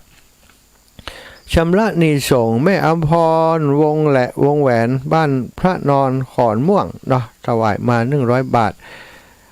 แม่คำนวณกำลังแข่งบ้านดินดำ100 บาทแล้วก็แม่สีทรเปรมชิต300 บาทแม่ไผ่อินตะอ้นนะบ้านล่องปงว่างเวียงป่าเป้า100 บาทอาจารย์สมชาติค่าน้ำค่าไฟพ่อเมืองแก้วบุญนายโปทวงนาฟาน200 บาทแม่ศรีวันอุดมถวายบุตรธิดาถวายกันเทศอาจารย์สมชาติเนาะ200 บาทค่าน้ำค่าไฟ200เป็น400เนอะร่วมบุญค่าน้ำค่าไฟแม่สุทัศน์ดีมูลแสนพรมบรรทุงปี40 บาทแล้วก็แม่จันเตี้ยงตะเวทีบันดินดำ100 บาทแม่บุญเรืองชัยเงินนะ100 บาทอุทิศคือแม่ทวินชิมคล้ายป่อคุณปู่ผินจวนวันเพ็ญ175 บาทละพีพันธ์เครือโยหลังทอกสฝาง100 บาทแล้วก็แม่ศรีนวลสุรินทร์มงคลพร้อมลูกหลานบ้านหนองยางลำปาง200 บาทถวายท่านมหาแม่มูลโตนะโพบ้านป่าคาวังเหนือ100 บาทแม่วันนาคนสนิทบ้านเกาะเวียงกะหลงร่วมบุญมาแหม50 บาท แม่ยายแก้วปากหวานโอ้นี่พี่น้องบ้านต้นพึ่งวังเหนือลูกนี่50 บาทถวายมหาสมชาติสมทบทุนการศึกษาโรงเรียนทุ่งโป่งเมืองปานเนาะอันนี้มอบไปแล้วเนอะแม่เนอะ1,000 บาทต่อวันนี้เนาะได้มอบให้โรงเรียนไปแล้วแล้วก็อันแม่ลำดวนแก้วซาวบ้านโทกเสือดอยหล่อถวายกันเทศท่านมหาสมชาติ100 บาทแม่เสาสุดาจันถวายท่านมหาปังเงี้ยวเวียงป่าเป้าเขาบ่เขียนจำนวนนี้ไหมแล้วก็พ่อพองแม่นำปอรินเนาะนาฟาน100 บาทเนอะแล้วก็แม่เลยโตนาโพธิบันตนพึงวังเหนือถวายท่านอาจารย์สมชาติแห่ง50 บาทแม่บัวพัดกุลันบันตนซ่านแม่ศูนย์ฝาง100 บาทอีแม่เดินทางมาจากฝางอินโดแม่จันฟองละอบ้านปงดอนตำบลปงดอนเจ้าห่มลำปาง100 บาทพี่น้องปงดอนมากันหลายคนกันรถตะวันนะศรัทธาแม่สีมอนใจหาวัน100 บาทพร้อมครอบครัวบ้านสันชายสันปัดต้องพ่อครูดิเลกแม่นำสุริยวงศ์บ้านจำตองตำบลละเคาะวังเหนือ100 บาทป้อนนัดแม่ฟองจันแก้วพินิษเนาะหลายคนพร้อมด้วยลูกหลานตันเต้าเนาะ200 บาทถวายมาตวาพ่อเสาแม่มารีบุญสารวังบ้านนาฟาน100 บาทศรัทธาแม่ดวงมาลัยปัญโยเนาะ100 บาทจากเชียงใหม่เนาะพี่น้องห้วยสายสันกำแพงแม่จันคำธรรมะสันมะเค็ดนะเวียงกาหลง40 บาทแม่วันนี้เครือคำหล่อบรรณาค่าย100 บาทแม่อนงอุจเจริญบันสันมะเค็ด100 บาทท่านมหาสมชาติถวายมหาแม่สาวรักษ์อภิวงศ์ชัยประการ200 บาทแม่ผ่องพันธ์ล่านวลบ้านสันหลวงเวียงปะเป้าเชียงไฮ้100 บาทร้านพัฒนันนะคุณพัฒนันร้านพัฒนันถวายไปนา100 บาทแล้วก็พ่อทิพย์แม่เขียวกันทนันแม่แดงกันทนันแม่ต่ำท่าก้อเนาะถวายร่วมสร้างห้องน้ำ240 บาทแม่ศรีนวลต่อสนิทบ้านใหม่หลายเล้าหลายเล้าเนาะท่าก้อแม่สวยเชียงไฮ้100 บาทถวายพี่น้องท่าก้อมา1 กันรถตู้เนิ่นนาฟานวันนหงร่วมบุญแห่มสาวบาทบ้านม่อนปินอำเภอฝางท่านอาจารย์จำเริญอยู่ม่อนปินเนี่ยศรัทธานางอุสาสายคำฟันบ้านปากตางเจริญร่วมมาแห่ม40 บาทแล้วก็ศรัทธาแม่สุวรรณสุจริตเจซ้อน100 บาทศรัทธาแม่ขันคำปัญญาอินบ้านปากตางเจริญ20 บาทเนอะแล้วก็แม่นางนายติ๊บหนูติ๊บกะนายแม่นางหนูในติ๊บพร้อมครอบครัวแห่ม20 บาทศรัทธานัทกมลแช่กุ้ยเนาะถวายท่านไทยถวายตาลบ้านหัวฝายโป่งน้ำฮ้อนฝางเนาะ100 บาทแม่สีทอนสีทาพร้อมลูกหลานท่าก้อ100 บาทพ่อเจริญแม่สมพินเนาะ100 บาทร่วม200 บาทส้มล้างห้องน้ำโดยพ่อมูลแม่ดียับย่อยแจ้ซ้อน100 บาทพ่อเจริญแม่สมพินบุญทาท่าก็แม่ต่ำท่าก็แม่สวย200 บาทเป็นทุนการศึกษาตัวแล้วก็ศรัทธาแจ้ซ้อนเมืองปานรวมกันมา210 บาทแล้วแม่เสาคำหวานแหลมจากแจ้ซ้อนเมืองปานแห่ม50 บาทศรัทธาเตี่ยต้องอ่านวันนี้คือจบเพราะว่าปกติอาตมาบ่ค่อยได้ออกอากาศไปหลายพื้นที่วันนี้ตอนเจ้ามันไปหลายพื้นที่ขออนุญาตศรัทธาเนื้อขอบคุณท่านทั้งหลายอนุโมทนาบุญไปกันเนาะบุญกุศลที่เพิ่นทำถ้าเฮาอนุโมทนาด้วยเพิ่นเฮาก็ได้บุญไปด้วยกันศรัทธาญาติโยมน้ำพึ่งเรือเสือพึ่งป่าอาตมาเพิ่งญาติโยมนะถ้าบ่เพิ่งอีพ่ออีแม่เต้าจัดรายการนี่มีค่าใช้จ่ายเดินทางไปหันไปนี่มีค่าใช้จ่ายฮับกินฮับทานก็บอกค่อยมีอาตมานี่บ่ได้ไปสวดใบเตดนะศรัทธาญาติโยมเพราะว่าเป็นวัดอยู่ในป่าเนาะวัดในบ้านในชุมชนเพิ่นก็มีปัจจัยอย่างอื่นก็ได้จากศรัทธาญาติโยมเนี่ยยอมสารภาพโดยดีว่าถ้าบ่มีอีพ่ออีแม่ขึ้นสีขาวนะลำบากเหมือนกันเนอะอยู่ที่นี่เนื่องจากอะไรอย่างเนื่องจากว่า ที่นี่นั้นบ่มีอย่างที่อาตมาว่านั่นเนาะก็ขอขอบคุณแล้วก็ขอบคุณไปยังศรัทธาสาธุชนทั้งหลายแต่วันนี้อาตมาเผลอ เผลอด้วยความตั้งใจอู้เรื่องราวของติดินติสถาบันธรรมาภิวัตน์ติดข้างหันตอนตะวาอีปออีเมตทั้งหลายไปหันแล้วเนาะอาตมาบอกว่าอยู่ติดหันข้างหันได้เปิ่นปลูกข้าวโพดอาตมาหันคนเฒ่าคนแก่ไปเปิ่นไปยืนพอกันหลายคนแต่วันนี้อาตมาได้อูไปว่าบัดเดี๋ยวนี้ที่ดิน18 ไร่นั้นตั้งเจ้าของเปิ่นเต็มใจจะถวายกับสถาบันธรรมาภิวัตน์เฮือเปิ่นแก้เอาถ้าขายให้คนอื่น 50,000 ไร่ละ 50,000 แต่ถ้าสถาบันธรรมาภิวัตน์เอาเปิ่นก็ยินดีจะถวายต้วยแล้วก็ขายให้ต้วยในราคาแค่ 20,000 ไร่ละ 20,000ศรัทธาญาติโยมจะไปชอดที่ไหนไร่ละ 20,000ท่านก็เป็นลูกศิษย์ลูกหาคนที่ฮู้จักกับท่านอาจารย์สาธิตนั่นแหละ18 ไร่เนาะเดี๋ยวนี้อาตมาจะเป็นเก้าเป็นก๊กคือครูบาอาจารย์เป็นเก่าเป็นก๊กเป็นคนนำบุญเป็นสะพานบุญคือท่านอาจารย์ว่าใครอยากจะร่วมบุญกับท่านพระอาจารย์มหาสาธิตท่านอาจารย์สาธิตธีรปัญโยและอาตมาภาพพร้อมกับบัดเดี๋ยวนี้ก็ขอเมตตาท่านอาจารย์พระครูพิวัฒนวิกรมในฐานะเป็นผอ.เครือข่ายขออนุญาตท่านอาจารย์ว่าอยากจะร่วมบุญซื้อที่ดินในส่วน18 ไร่เนี่ยคือกับท่านอาจารย์สาธิตก็หวังว่าท่านอาจารย์จะหันตัวแล้วก็เมตตาอนุญาตให้ได้เป็นสะพานบุญตรงนี้ได้เนาะเพราะว่าจะซื้อถวายท่านอาจารย์นะบัดเดี๋ยวนี้มีคนที่เปิ่นหายหอมมาเป็นรายชื่อเนาะอาตมาบ่ฮื้อหอมตังเด้อสถาขอเป็นรายชื่อก่อนเพราะว่าจะได้นี่อาตมาจะต้องไปอู้กับครูบาอาจารย์อู้กันเป็นเรื่องเป็นราวว่าจะอนุญาตให้ประชาสัมพันธ์ได้ขนาดไหนแล้วก็จะเอาแต่ก็อีตัวเนาะท่านอาจารย์สาธิตตัวท่านพระครูตัวก็ขอเมตตาได้ปรึกษาก็เปิดให้เรียบร้อยก่อนแต่ณเบื้องต้นนี้บัดเดี๋ยวนี้เนาะมีครอบครัวสารพีที่เชียงใหม่ยื่นความประสงค์มาว่าจะเป็นเจ้าภาพ1 ไร่เป็นจำนวน 20,000 บาทแล้วก็ยมป่อนานอันนันต์วันเวียงสาขอเป็นเจ้าภาพ1 งานก็ตกอยู่ 5,000 บาทไร่4 งานสถางานละ5,000 บาทเป็น1 งานแล้วก็ตะวานี้มีโยมแม่อย่างแหมคนเปิ้นว่าอีแม่เอาอันตารางวายนะ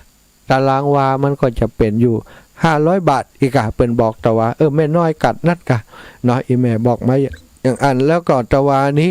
โยมป่อกำนัน4,000อีป่อว่าอีป่อเอาบัดเดี๋ยวนี้อีป่อจะเอาอันกับท่านมหานะอีป่อจะเอางานหนึ่งวะ ได้ที่อีป่อแห่งงานแม่ไล่ภาพเตจ้าอีแม่นางคำอ้ายที่อันสันชลีก็จะเอาตัวตุลูกเปิ้นอาตมาบัดเดี๋ยวนี้เอากับครอบครัวโยมแม่คำแต้มคมกับพี่น้องเมืองปานถุงโป่ง1 ไร่และจะเอากับพี่น้องเวียงป่าเป้าแหม1 ไร่เนาะได้ไป 2-3 ไร่แล้วนะแต่ว่านี้แอบสาบกับอีแม่จันเลื่อนใสแม่จันเพนทิมวังเนาะกับกับอีแม่เขาอีแม่จะต้องได้สัก 2-3 ไร่นะอีแม่ใครหัวแข่ถ้าถูกหวยก็นะแต่เนี่ยเอาอยู่แล้วมวยอีแม่เพื่อนนี้นะใจบุญศรัทธาเพื่อนก็จะเอาช่วยกันถ้าศรัทธาญาติโยมทั้งหลายรวมด้วยช่วยกันเนาะรวมด้วยช่วยกันตรงนี้ดีกับท่านอาจารย์เพราะว่าที่มันงามนี่นะอีแม่หันตัวอีแม่จะร่วมบุญตัวต่อใดก็ได้เนอะบ่จำเป็นต้องเป็นไร่นะอีปล่อยอีแม่กล่องทุนละ99 บาทกล่องซุนซื้อที่ดินเนี่ย99 บาทพอละโอนเข้าบัญชีของท่านอาจารย์สาธิตก็ได้จะให้อาตมาเป็นสะพานบุญก็ได้นะต่อไปแต่ว่าถ้าประชุมกันแล้วก็นะตอนนี้บ่เอาเด้อนะเพราะมันจะอาตมากลัวว่ามันจะบัดได้ตั้งตัวกันนะโอนมาให้ท่านแล้วนะอย่างอันอย่างอีเดี๋ยวเขาประชุมกันดีๆบางทีท่านอาจารย์อาจจะเป็นบัญชีเฉพาะของที่ดินไปเลยก็ได้แล้วก็โอนเข้าบัญชีนั้นไปเลยได้ต่อได้ครบแล้วก็เขาก็ยุดกันนี่นะเนาะอาตมาจะขออนุญาตครูบาอาจารย์แห่งกรรมก่อนเนอะตอนนี้จดไว้ในใจก่อนเลยว่าถ้าจดไว้ในใจมันอยากจะบอกนะโทรมาหาอาตมาจะจดจื่อไว้ก่อนจะพอมิไผ่ผ่องแล้วสุดท้ายก็จะนำเสนอท่านอาจารย์เพิ่นไปสุดท้ายเขาก็จะได้ซื้อกันเป็นเรื่องเป็นราวเนาะอีปออีแม่ทั้งหลายวันนี้อาตมาได้เวลา2 ชั่วโมงด้วยกันก็คือตี 5 ถึง 7 โมงนะ ก็เลยว่าช่วงนี้เลยแบบเปิดโอกาสให้โทรมาเตี่ย โทรมาเตียนแล้วสักกรรมก่อนเดี๋ยวจะเปิดโอกาสให้โทรมาฮือสักอันตอนนี้เวลาเท่าใด6 โมงเนาะ6 โมงแล้วเนาะก็จะพักเบรกสักกรรมแล้วก็จะฮืออันอีปออีแม่ได้โทรเข้ามากันเนาะตอนนี้ขออนุญาตพักเบรกสักกรรมกันแล้วกันก็เดียวก่อยโทรเข้ามาหลังจากที่อาตมาอู้ไปแหมสักกรรมก็ถ้าเปิดโอกาสก็โทรเข้ามาเนาะแต่ว่าบางสถานีเปิ่นยันเปิ่นบ่ได้รับสัญญาณในช่วงนี้ไปแล้วนะก็คงบ่เป็นอย่างเนาะสถาญาติโยมเนาะที่เปิ่นนั้นเปิ่นตื่นเจ้ามาอีนะแล้วก็เปิ่นนั้นไปเป็นของสถานีอื่นเนี่ยก็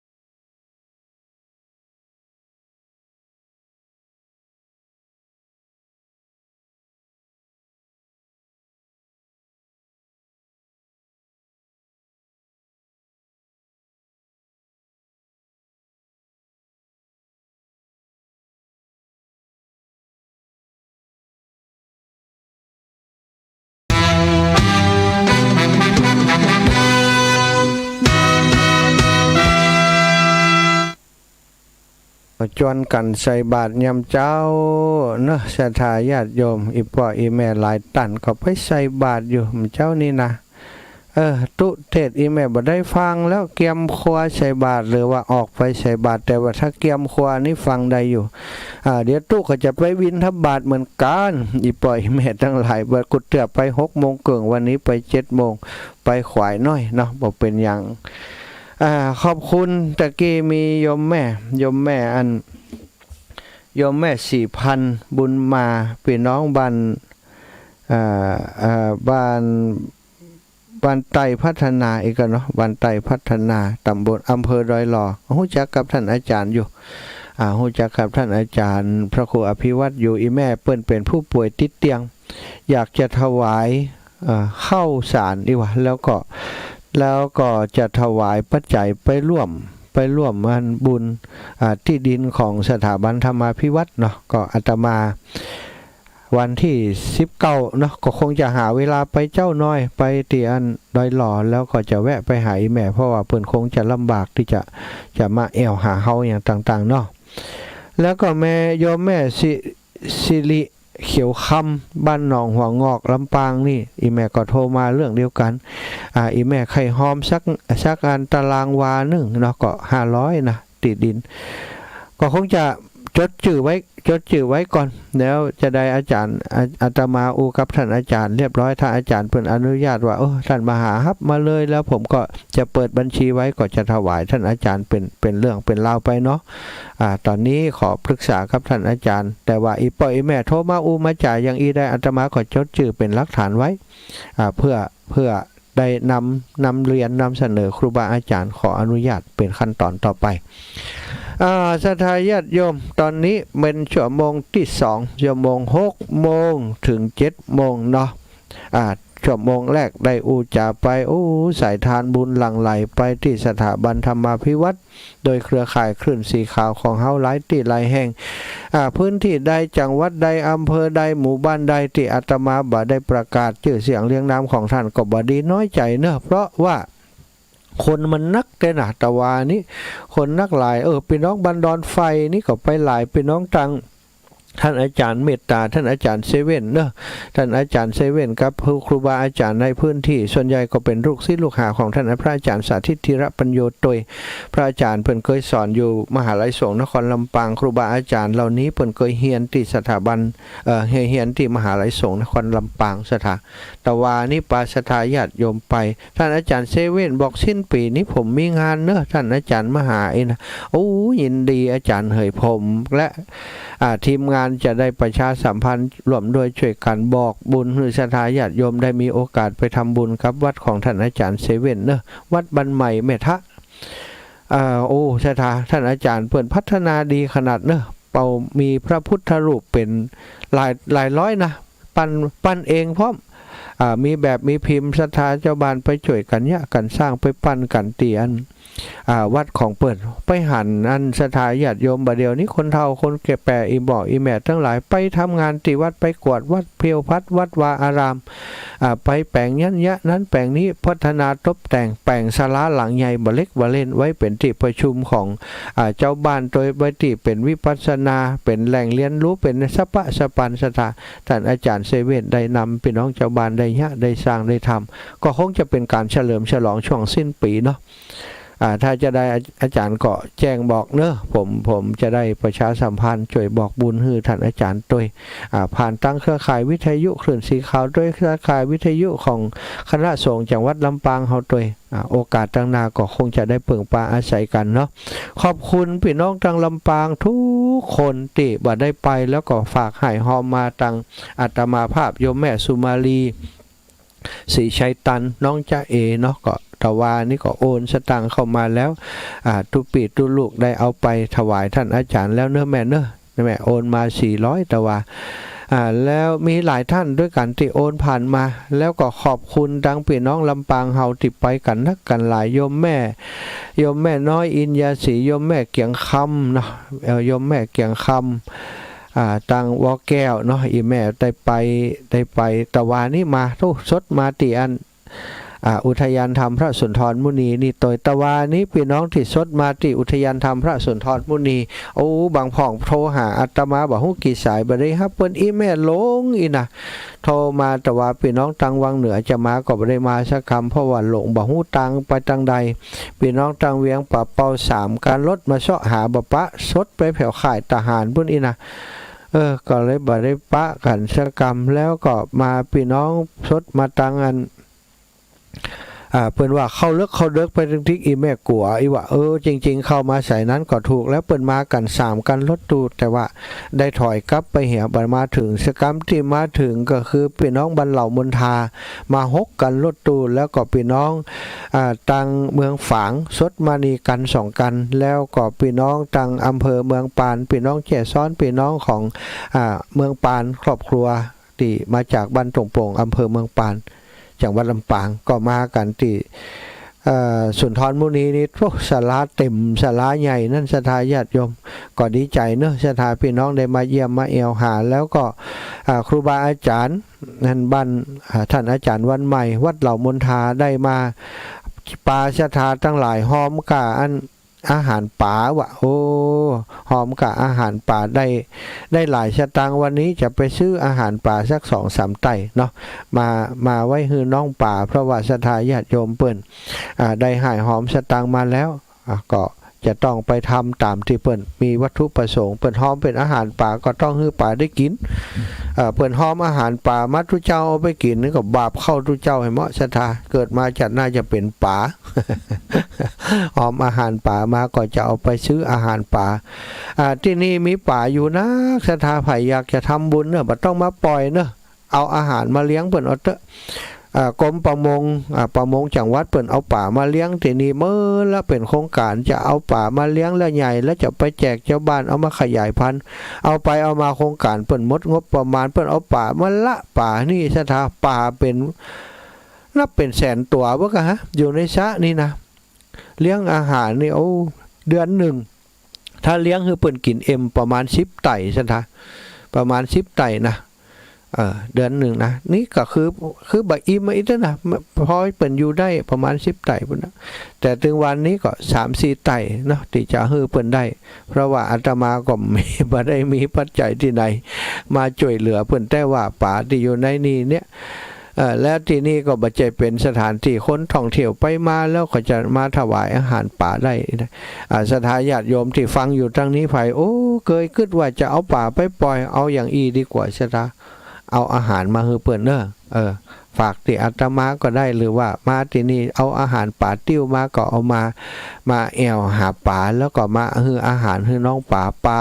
สะปะสะปันประเดี๋ยวนี้ก็ใครอยากจะได้ไปเลี้ยงนะอยากได้ไปขยายพันธุ์มาเถอะศรัทธาแต่ขออย่างหนึ่งเอาออกซิเจนมาตัวเนอะถังออกซิเจนของเฮานี่เอามาตัวเพื่อจะมายับเปิ้นขึ้นไปแล้วใส่ถังใส่อย่างเปิ้นจะได้บัดตายเอาไปปล่อย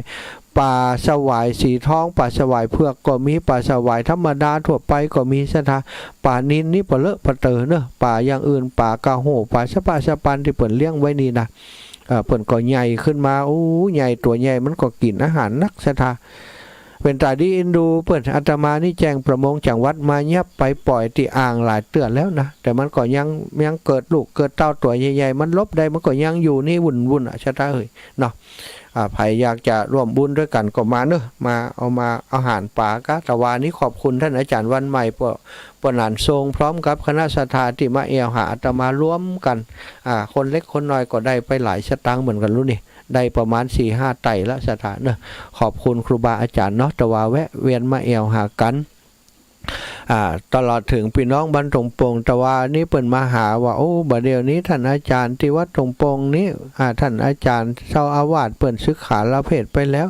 จะมาขอให้ไปอยู่ช่วยพัฒนาติหันก็บอกว่าขอไปเป็นเจ้าอาวาสบ่ได้อาตมาตั้งใจไว้แล้วจัดนี้ขอเตอะเนาะบ่อยากครับตรงนี้ขอเป็นถ้าไปช่วยรักษาการดูแลอย่างต่างๆก็ได้อยู่แต่จะมาฮือเป็นเจ้าอาวาสอย่างเจ้าอาวาสทั่วไปไหนบ่ได้อย่างอันอย่างอีบ่ใจเนอะเพราะก็พี่น้องชาวบ้านก็ฮู้อยู่อาตมาเดินธุดงค์ปีได้4 เดือนไปช่วยงานครูบาอาจารย์ตลอด เดือนแต่ละเดือนบ่ได้ว่างเลยโอ้ถ้าจมตุไปหันให้เหมาะตุไปนี่เห็นเนาะก็บ่ต้องเอาบ่ต้องจวน ถ้าฮับกติกาได้ก็จะไปช่วยอยู่แต่ถ้ามีคนเหมาะสมก็ให้เพื่อนเสาะคนเหมาะสมไปเนาะแต่ว่าเขามามาจากันก็ให้คำปรึกษาไปอย่างนี้แล้วก็ลูกหลานนักเรียนโรงเรียนบ้านทุ่งโป่งที่ศรัทธาญาติโยมเคยช่วยหอมบุญหอมปัจจัยไปสร้างเป็นอันจ้างครูมาสอนบัดเดียวนี้ก็ยังจ้างครูปีละ2 คนอยู่เนอะก็ได้ปัจจัยจากศรัทธาญาติโยมที่ให้ที่หอมที่เมตตาอาตมาร่วมโดยช่วยกันมานั่นแหละไปจ้างครูแต่ว่านี้ครูอัตราจ้างถึง2 คนก็มาหาตลอดถึงนักเรียนก็ไปร่วมบุญที่สถาบันธรรมาภิวัตน์เนาะก็ได้ปัจจัยถวายครูบาไปโรงเรียนเป็นพระป่าตัวแล้วก็ตะวานี้ครูบาอาจารย์เปิ้นก็อัน ครูบาอาจารย์เปิ้นก็มอบทุนให้กับละอ่อนไปตัวอาตมาเองก็มอบทุนให้ลูกหลานไปตัวก็ได้หลายบาทอยู่ลูกหลานได้กลับไปตะวานี้ก็อบรมสอนลูกสอนหลานว่าฮือฮักโรงเรียนเนอะเป็นนักเรียนดีมีคุณภาพก็โอกาสตั้งนาคงจะได้ไปช่วยครับเขื่อนช่วยกับโรงเรียนเพราะตอนนี้รักษาการที่เปิ้นมาเป็นผู้อำนวยการทดแทนเป็นรักษาการผู้อำนวยการท่านเนี้ยก็มีความตั้งใจที่จะพัฒนาคุณภาพการศึกษาละอ่อนให้ดีขึ้นอาตมาก็คิดว่าจะไปร่วมโดยช่วยกันกับเขาเนาะเพื่อจะให้โรงเรียนตรงโป่งนี้เป็นโรงเรียนที่มีคุณภาพทัดเทียมกับโรงเรียนต่างในห้วนในเวียงละอ่อนได้มีคุณภาพชีวิตที่ดีเพราะไหนๆเขาก็ช่วยกันประคับประคองพยุงให้โรงเรียนแห่งนี้อยู่ได้บัดเดี๋ยวนี้อยู่ได้แล้วก็ต้องอยู่ให้ดีด้วยนะก็จะไปช่วยเหลือตั้งโรงเรียนได้อูจากับท่านพระอาจารย์สาธิตธีระปัญโยครูบาอาจารย์ของอาตมาเปิ้นก็บอกว่าก็ดีเหมือนกันถ้าท่านมหาจะลงไปช่วยตั้งโรงเรียนผมก็คิดเหมือนกันตอนนี้เขาช่วยให้โรงเรียนอยู่ได้แต่ว่าเขายังบ่มีโอกาสได้ไปพัฒนาร่วมกับเขาก็เป็นการเสียโอกาสของละอ่อนเหมือนกันอยากจะให้ละอ่อนได้เรียนรู้ในวิถีพุทธวิถีชีวิตของบ้านเฮาเสียท่าซึ่งจะให้ครูเขามาสอนสมาธิการสอนสวดมนต์ก็มันบัดใจวิถีเขาเนาะครูบาอาจารย์เขาก็บอกเก่งด้านนี้ก็คิดว่าจะไปเติมในด้านนี้เนอะศรัทธาญาติโยมเรื่องของอันนี้ก็เป็นเรื่องของด้านการศึกษาที่อาตมาทำอยู่พ่อแม่พี่น้องศรัทธาญาติโยมก็คงจะหู้ดีว่าตั้งแต่แรกเริ่มเดิมทีที่ได้หู้จักกันในเครือข่ายคลื่นสีขาวก็คืองานที่อาตมาทำเกี่ยวกับการศึกษานี่แหละแล้วได้รับการช่วยเหลือได้รับการสนับสนุนมาโดยตลอดและทุกปีอาตมาจะต้องเดินธรรมยตราเพื่อการศึกษาปีนี้ก็จะเดินหลังจากช่วยวัดไฟหินแล้วอาตมาจะเดินปีนี้เดินธรรมยตราเพื่อการศึกษาเริ่มวันที่9 พฤศจิกายนศรัทธาญาติโยมเดินออกจากลำปางเพื่อจะเดินทางไปที่วัดเหล่ามนทานะเดินอ้อมทางถกหัวจ้างเมืองลี้ลำพูนวนอยู่ป่าช้างวนอย่างสันทรายทั้งหมดนี้ค่ะแล้วศรัทธาญาติโยมที่อยากจะร่วมบุญซื้อที่ดินกับวัดเหล่ามนทานั้นก็สามารถผ่านที่อาตมาได้ผ่านในโครงการธรรมยตราเพื่อซื้อที่ดินคือวัดเหล่ามนทาได้จะทำร่วมกับครูบาอาจารย์ในเครือข่ายคลื่นสีขาวเอาท่านอาจารย์พระครูอธิวัตรเป็นประธานช่วยประชาสัมพันธ์ช่วยแนะนำจัดทำโครงการให้ตลอดถึงครูบาอาจารย์ท่านพระครูสุเมธธรรมเสวีท่านพระครูกัลยาณปราโมทย์ครูบาอาจารย์วัดหนองเหียงครูบาอาจารย์วรรณชัยจะได้ช่วยกันประชาสัมพันธ์งานนี้เพื่อให้โครงการนี้ได้ตามวัตถุประสงค์ได้ปัจจัยมาช่วยกับวัดเหล่ามนทาได้ซื้อที่ดินคือได้ครบได้ข่วยนะตอนนี้ติดหนี้เพิ่นอยู่แล้วก็บ่ได้จ่ายกำเตือนนัดกันว่าหลังวันที่18 ธันวาคงจะฮู้ผลแล้วได้ต่อใดก็จะถวายคือกับครูบาอาจารย์ซื้อที่ดินที่วัดเหล่ามนทาคือมันเรียบร้อยเนาะได้คือเจ้าของที่ดินเพิ่นได้สบายใจเพิ่นบ่ได้เห่งฮ้อนหยังจริงๆแล้วสบายใจคือคณะศรัทธาเหล่ามนทาและครูบาอาจารย์ศรัทธาครูบาอาจารย์วัดเหล่ามนทาที่ช่วยกันอยู่หั่นก็ บ่สบายใจใครใจไปคือหมดอีนะแต่ยังว่านั้นเนาะศรัทธาต้องก่อยคิดก่อยทำก่อยหิก่อยหาไปของอย่างอีเนาะว่าทุเจ้าก็บ่ใจทำงานรับเหมาอะไรอย่างได้ก็อาศัยจากศรัทธาญาติโยมศรัทธาญาติโยมนี่โอ้ก็บ่ใจว่าได้เงินนักเงินหลายอะไรอย่างคนเฒ่าคนแก่บางคนเก็บหอมรอมริบจากเบี้ยยังชีพผู้สูงอายุมาหอมเอานะ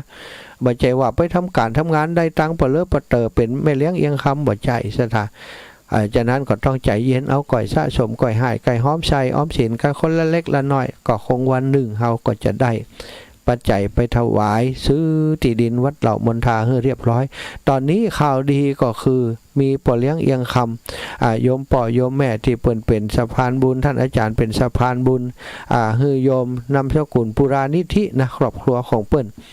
จะได้มาสร้างศาลาการประเรียนตอนนี้วิหารโบสถ์เขาบอกว่าเตื้อเอาศาลาการประเรียนคือทำบุญทำทานได้ก่อนตึงนี้ประเดี๋ยวนี้จะอยู่ตูบมุ้งตองใช่ไหม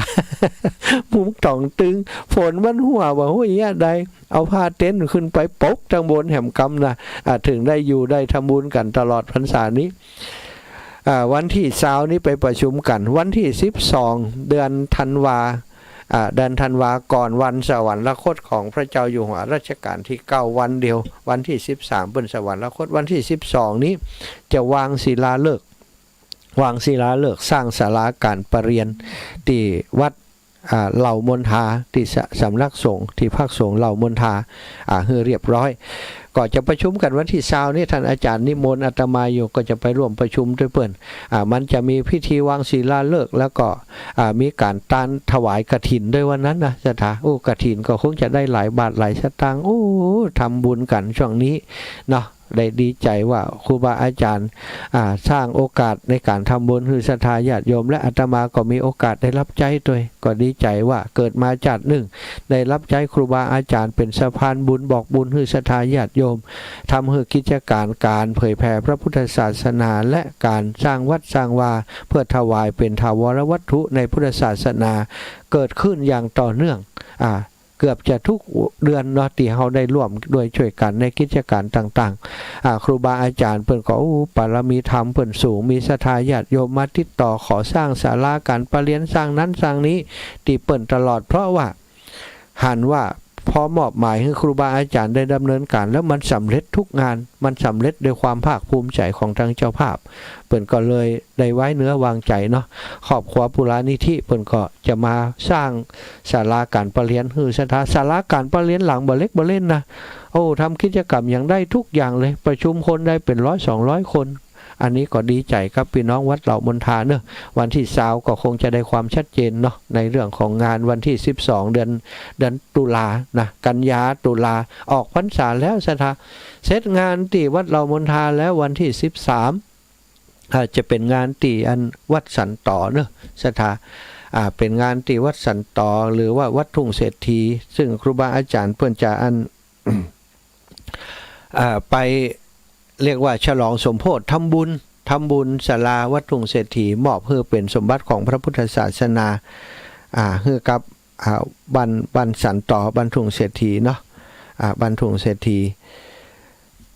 อาตมาก็จะไปเด้อครูบาอาจารย์ทุลุงยองก็ไปครูบาอาจารย์หลายรูปหลายองค์ก็คนจะไปนอนด้วยกันพุ่นนะวันที่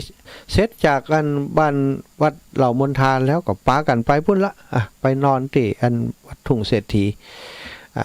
ไปเพื่อจัดเตรียมการวันที่11ก็จะไปดูงานที่วัดทุ่งเศรษฐีเรียบร้อยแล้วกาวันที่12ก็มาตานกฐินแล้วก็วางศิลาฤกษ์ที่วัด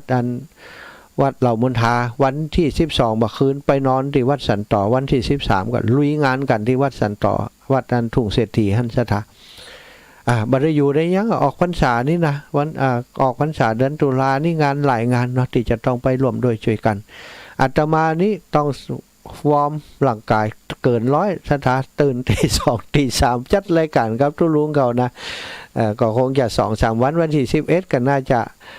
จัดรายการที่วัดเหล่ามนทาวันที่12ก่อนเหล่ามนทาวันที่12ย้ายเครื่องไปวันปุ้นไปวัดทุ่งเศรษฐีดูศรัทธาทีมตุลุงหนุ่มทำมาได้ว่างแล้วไปด้วยกันว่าเดี๋ยวนี้ทราบข่าวดีมาแนวละเนอตุลุงหนุ่มท่านพระครูสมุวิสุวัตวรกิจโจวัดฝ่ายหินทางมหาวิทยาลัยเชียงใหม่ว่าจะดูแลเรื่องรถฮือกับทีมถ่ายทอดของสถานีวิทยุเนี่ยรถมัน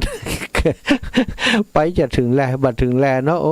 ที่ผ่านมาก็อิดนะรถมันเก่าและอายุถ้าเป็นคนเฒ่าก็90 ปลายซะท่าเฮ้ย มันก็ยังว่านะเนาะแล้วก็ป้าเปิ้นไปไกลเฮียทายทอดสดเตือนนี้ใจหายจะไปถึงบาฮู้เนี่ยบาเดียวถึงไหนถึงนี่อยู่ครับรถเก่ามันจะเร่งความเร็วปุ่นก็บ่ได้สถานเดี๋ยวก็ดุก็รับเดี๋ยวต่างตะวาได้โอครับท่านด็อกเตอร์เป็นรองอธิการบดีมหาลัยเชียงใหม่เพิ่นก็ว่าโอ้เดี๋ยวจะดูแลคือครับปีนี้จะพอทั้งงบประมาณด้วยพออย่างตัวก็จะมีอยู่สถา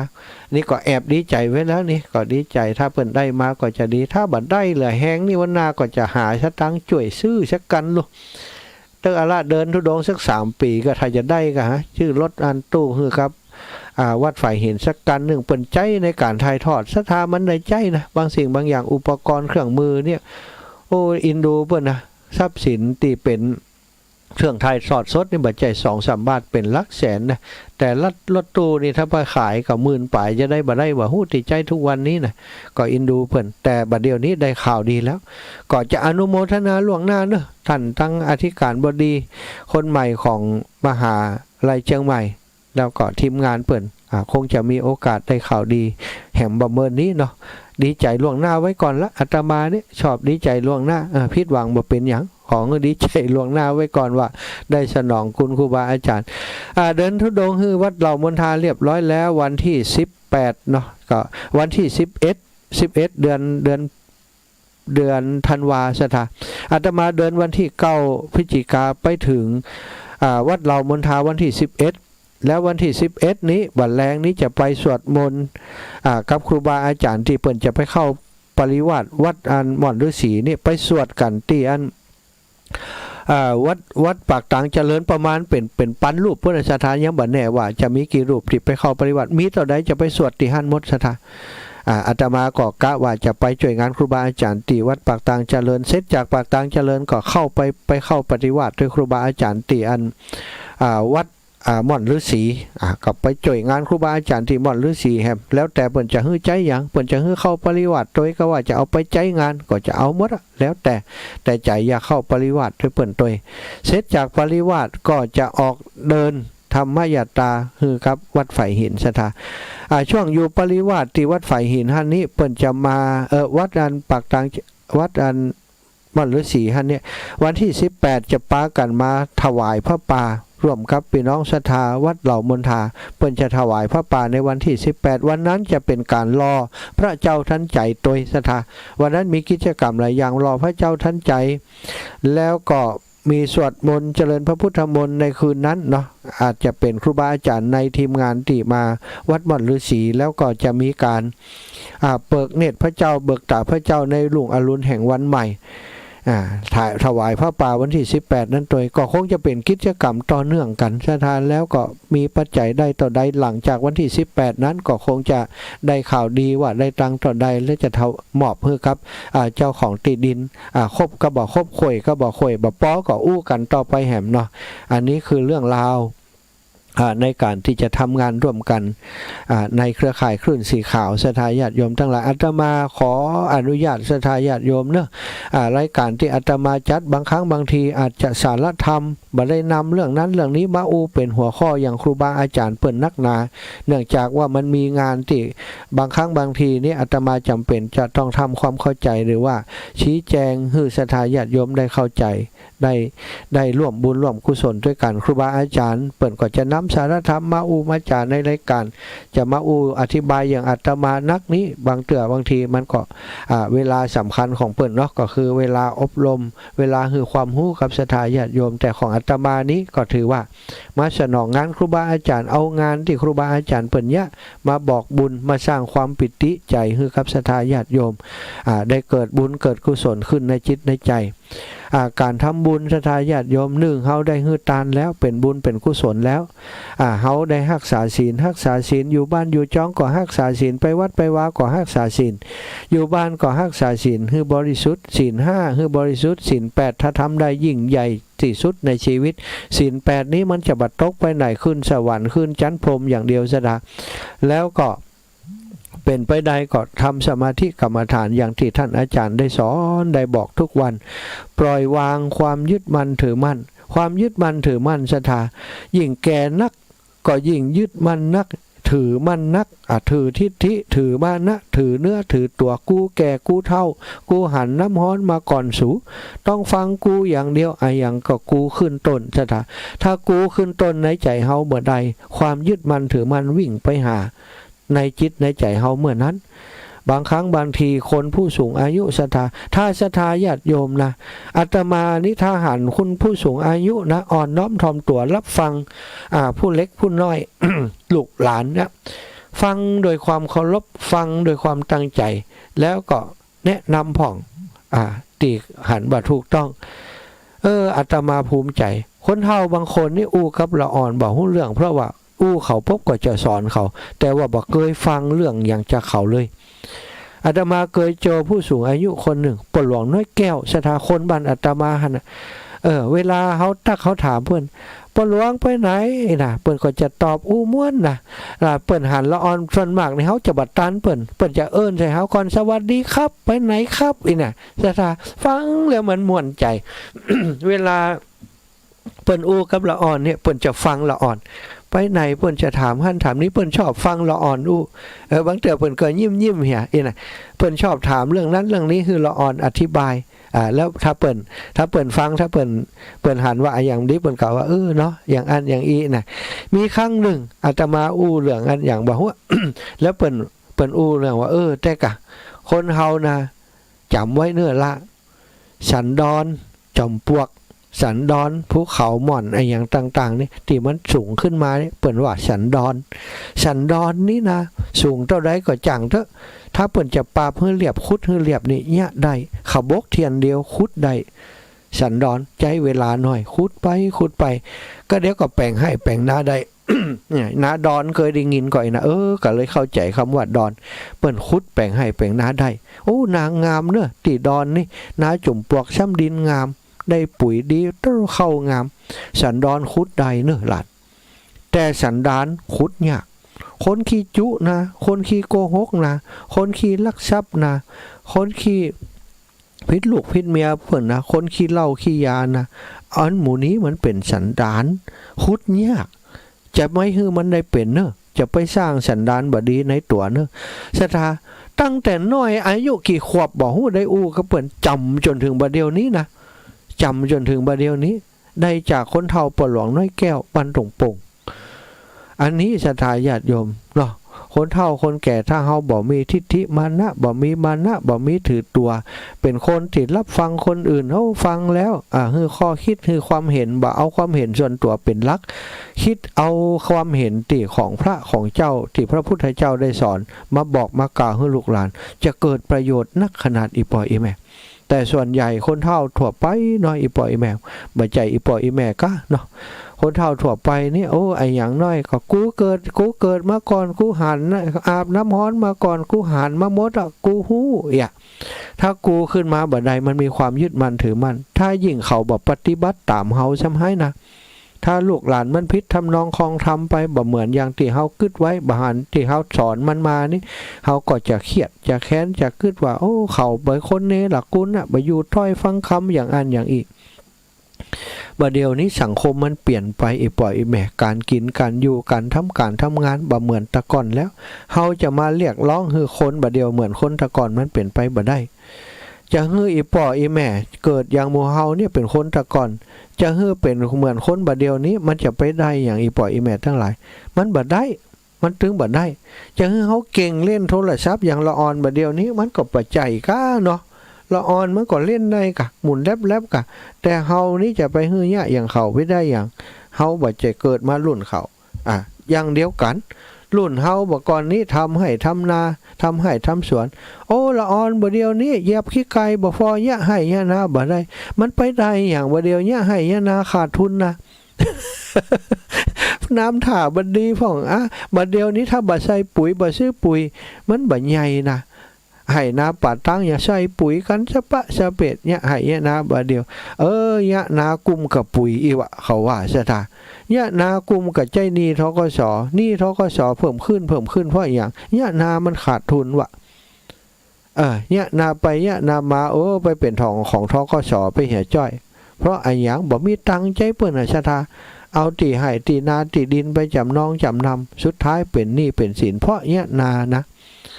ก็เลยว่าบเดียวศรัทธาญาติโยมทั้งหลายเนี่ยตีลูกหลุดรุ่นลูกรุ่นหลานเนี่ยวิถีชีวิตเขาเนี่ยบ่ค่อยได้ทำให้ทำนาไปทำการทำงานเป็นลูกจ้างอ้างบ่ายไปค้าไปขายไปเป็นข้าราชการก็มีไปทำงานในบริษัททางร้านโรงงานก็มีตามวิถีชีวิตของคนรุ่นใหม่คนรุ่นใหม่บ่เหมือนจะขึ้นมาเหมือนคนรุ่นเฮานี่ตึงบ่ได้ใช่ไหมรุ่นเฮานี้มันผ่านไปแล้วรุ่นอีปออีแม่ตั้งหลายช้ำให้สมัยตำเข้าตำมองตำเข้าสมัยกินเข้าด้วยกันตามก้มตามแข่ตามอะไรอย่างต่างๆส่องกบส่องเขียดตามแข่ไปส่องปะเลอะปะเตอได้เผียวกบเผียวเขียดเป็นข้องบ่มีไฟฉายอย่างบัดเดี๋ยวนี้สมัยก่อนเฮาอยู่กันได้แบบนั้นวิถีชีวิตเรียบง่ายสบายกาน้ำบ่ได้เสียตักน้ำบ่เอากะไฟบ่ได้ใช้บ่มีไฟฟ้าตามก้มตามแข่หนังกันสมมืดอู้จากันมืดแล้วกาก็เข้ารับเข้านอนกันแจ้งบ่เจ้ามาเนี่ยการเนี่ยงานศรัทธาญาติโยมเป็นอย่างอี้วิถีชีวิตคนบักก่อนอยู่ใกล้ชิดกับธรรมชาติอยู่ใกล้ชิดกับครอบครัวพ่อแม่ลูกอยู่ด้วยกันแต่ปัจจุบันนี้ชีวิตของคนในครอบครัวโดยเฉพาะในเมืองหลวงเมืองใหญ่ศรัทธาตื่นบ่เจ้าศรัทธาไปทำงานศรัทธาว่าเขาไปกี่โมงถ้าที่ทำงานไก่บ้านอยู่ไก่ตีสามตีสี่ลุกขึ้นไปนั่งรถเมล์ไปนั่งรถเมล์นั่งรถไฟเอารถส่วนตัวไปเจ้าติดอยู่ในถนนหนทางถ้าเป็นกรุงเทพนะถ้าจะไปหันไปนี่ระยะทาง10 กิโลนี่นะศรัทธาเอาวางแผนไว้เถอะ4-5 ชั่วโมงดอกรถมันติดขยอกนะดิมันเดินจะเร็วกว่าไปรถนะมันก็เป็นปัญหาของคนในเมืองใหญ่เมืองหลวงอันนี้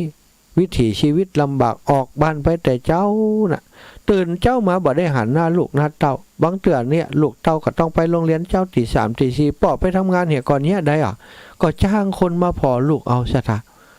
เนี่ยคือวิถีชีวิตของคนรุ่นใหม่คนสมัยใหม่มันเป็นไปจะนี้มันก็ลำบากเขาลำบากกว่าอีปออีแม่ตั้งหลายนะหาเงินยากมาใช่หาเงินเหมือนสมัยก่อนแล้วก็การใช้จ่ายก็สูงการใช้จ่ายส่วนตัวของคนแต่ละคนบัดเดียวนี้เงินเดือนหมื่นปลายบัดถ้าไปอยู่นะกรุงเทพนะเมียกะห้องกะห้องฟักห้องเจ้า5 ปันกะน้ำกะไฟแหมกะกินกะไว้แหมโอ้มันหมื่นปลาย20,000นี่บันเรืออย่างนะจะทาติดเรือคือใหญ่ทำงานล่วงเวลาเอาทำงานล่วงเวลาก็เพิ่มเวลาไป8 ชั่วโมงยุดนี่ได้ยุด10 ชั่วโมง11 ชั่วโมง12 ชั่วโมงได้สตางค์เพิ่มแหมเล็กน้อยพอจะใจนี้ใจศีลพอจะลูกส่งลูกเต้าเข้าปั้นไปห่ำไปเหียนวิถีชีวิตเขาลำบากคนปัจจุบันนี้เพราะฉะนั้นการกินการอยู่ก็ลำบากแตกต่างกันไปคนเฒ่าคนแก่ต้องพยายามเข้าใจลูกหลานจะได้เขาบักกลับมาวันแม่ก็ต้องขอว่ามันเศรษฐกิจเป็นจะได้ได้จากกำลูกกับเฒ่าขอคือกำลังใจจะไปถือเนื้อถือตัวนักเป็นทิฏฐิมานะอย่างที่อาตมาได้ว่ามามันบ่อยู่ถ้อยฟังคำมันบ่ฮักป่อฮักแม่มันมีกูยึดมันถือมันขึ้นมากดทุกเนาะต้องใจธรรมะที่ครูบาอาจารย์เปิ่นได้ผ่านรายการของเขาต้องปล่อยวางเน้ออีป่ออีแม่ถ้าเขาบ่ปล่อยบ่วางกำไว้ศรัทธาลองขึ้นพอเถอะกำอะไรอย่างก็ได้สักอย่างกำกระดาษสักแผ่นกำสตางค์แบงค์นี่สักกำไว้ในมือหั่นกำแรกมันบ่นักนะศรัทธาลองกำไปเมินๆพอนะกำสักชั่วโมงกำสัก2 ชั่วโมงกำสักวันค่ำนะลองดูว่ามือเขาติดกำอะไรอย่างไว้นะมันจะเป็นจะได้ชันยงอ่ะศรัทธามันจะนักขึ้นยักขึ้นความยึดมั่นถือมั่นก็แล้วเหมือนกันถ้าเขายึดมั่นถือมั่นเอาทิฏฐิเอามันนะเอาความเห็นส่วนตัวเป็นใหญ่บ่ปล่อยบ่วางบ่โปร่งวางในสังขารรูปร่างส่งวางในเรื่องของลูกของหลานยังยึดมั่นแน่นจดอยู่เนี่ยศรัทธาก็จะตู้ไปจนบันไดบ่หัวเวียนว่ายตายเกิดทุกข์ยากในจิตในใจต่อไปติ๊กๆเนาะขอเฮยปล่อยแม่ที่ทำบุญทำกุศลกันแล้วเฮาฮือตานแล้วเฮารักษาศีลแล้วยกทุกสิ่งทุกอย่างขึ้นมาพิจารณาเนอะพิจารณาว่าบัดเดียวเฮาทำไมเจ็บป่วยบ่ก่อนย้ำนุ่มแม้กรรมมันเป็นอนิจเตวทูตมาแสดงออกแล้วความเจ็บความป่วยเป็นเตวทูตความแก่ความตายเป็นเตวทูตเปิ่นมาแสดงให้เฮาแล้วโรคภัยไข้เจ็บบ่เคยมีมันมีบ่เคยไปห้องหมอเริ่มไปติ๊กๆกินยาติ๊กๆแล้วแสดงว่า ร่างกายชีวิตของเฮามันเสื่อมชราเสื่อมสภาพไปตามกฎไตรลักษณ์อนิจจังทุกขังอนัตตาเนาะทำบุญมาแล้วขอให้ได้กุศลตัดกิเลสตัณหาให้ได้ตัดความยึดมั่นถือมั่นความตนีทีเหนียวให้ได้ติ๊กปล่อยวางให้ได้ปล่อยวางให้เบาสบายแม้วันหนึ่งจะจากไปก็จากให้มันล่องลอยไปก่อนแบบเบาสบายท่านอาจารย์พุทธทาสบอกว่าตายก่อนตายสบายนักอีนะตายก่อนตายก็คือกิเลสทั้งหลายความโลภความโกรธความหลงทั้งหลายมันตายความยึดมั่นถือมั่นติดในจิตในใจของเฮาทั้งหลายมันตายร่างกายมันยังอยู่แต่กิเลสมันตายมันก็ดับนิพพานสงบเย็นต่ออันชนะเบาสบายถึงเวลาตายมาก็มีอย่างแล้วเพราะมันตายไปก่อนแล้วกิเลสอย่างมันตายไปแล้วความยึดมั่นถือมั่นในรูปร่างสังขารมันบ่มีแล้วสักอย่างมันก็เย็นอย่างเดียวเนาะเอาแล้วศรัทธาญาติโยมวันนี้ได้นำสารธรรมมามาจาเรื่องราวดีๆมาบอกมากล่าวกับอีปออีแม่6:45 นาทีพอดีศรัทธาญาติโยมอีปออีแม่จะโทรมามามาจาให้กำลังใจก็ได้โทรมาปรึกษาหาหรือโทรมาให้ห้อมเรื่องอะไรอย่างต่างๆก็ได้โทรมาได้080 8844 173เลย0808844173เจริญพรลูกกันเข้ามาโทรกันเข้ามาไผ่มาก่อนได้รางวัลไผ่โทรมาก่อนได้รางวัลเลขท้าย3 ตัว ได้รางวัลเลขท้าย3 ตัวบอกได้นะเลขท้าย3 ตัวนะวันนี้เลขท้าย3 ตัวที่จะบอกนะเลขท้าย3 ตัวตะกี้อย่างก็279กันซะนะ276นะ798 276 798นะ276 798พี่น้องแม่สาบเสมิงอยู่ไกลกันสาธุอีแม่สาธุแม่อุ้ยฟังตลอดนะขอบคุณเนอะอุ้ยเนอะอุ้ยสายมันรุดไปเหรอกะบ่รุดล้อเลยก็ไม่อุ้ยฟังตลอดทั้งวันที่3มาแล้วนะขอบคุณอุ้ยเนอะจำได้ก็กำลังใจท่านมาหาอยู่นะเจ้าแต่ว่าได้ทำบุญร่วมทำบุญนะเจ้าร่วมทำใจอยู่นะเจ้าอนุโมทนาบุญถือว่าได้บุญเนอะแม่เนอะจำไว้ไม่อุ้ยไปว่าใส่ชุดขาวนะแต่ก็เขาใส่ผ้าสบายเหรอนะแล้วก็เขาว่าคือชิ้น8กะไม่อุ้ยว่าอันบัดใจว่าสีใส่ชุดขาวแล้วก็ต้องศีล8 โลเนาะอธิบายให้เขาฟัง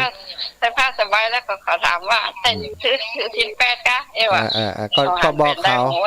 ขาว่าครูบาอาจารย์เป็นว่าศีลหยังก็ได้สามารถใช้ได้อย่างอี้นะสาธุนะแม่นะจ้าสาธุเจริญปอนแม่นางคำอ้ายตะกี้ขออภัยแม่จันเรือนใสเนอะติดสายอยู่บ่ได้ครับแม่นาโยมแม่จันเรือนใสตะกี้เจริญปอนโยมแม่นางคำอ้ายอีแม่อนุโมทนาแม่ฟังลูกอยู่นะจ้าตู้แม่อีแม่ตะว่า276 798เนอะ270,000 276 798 276 798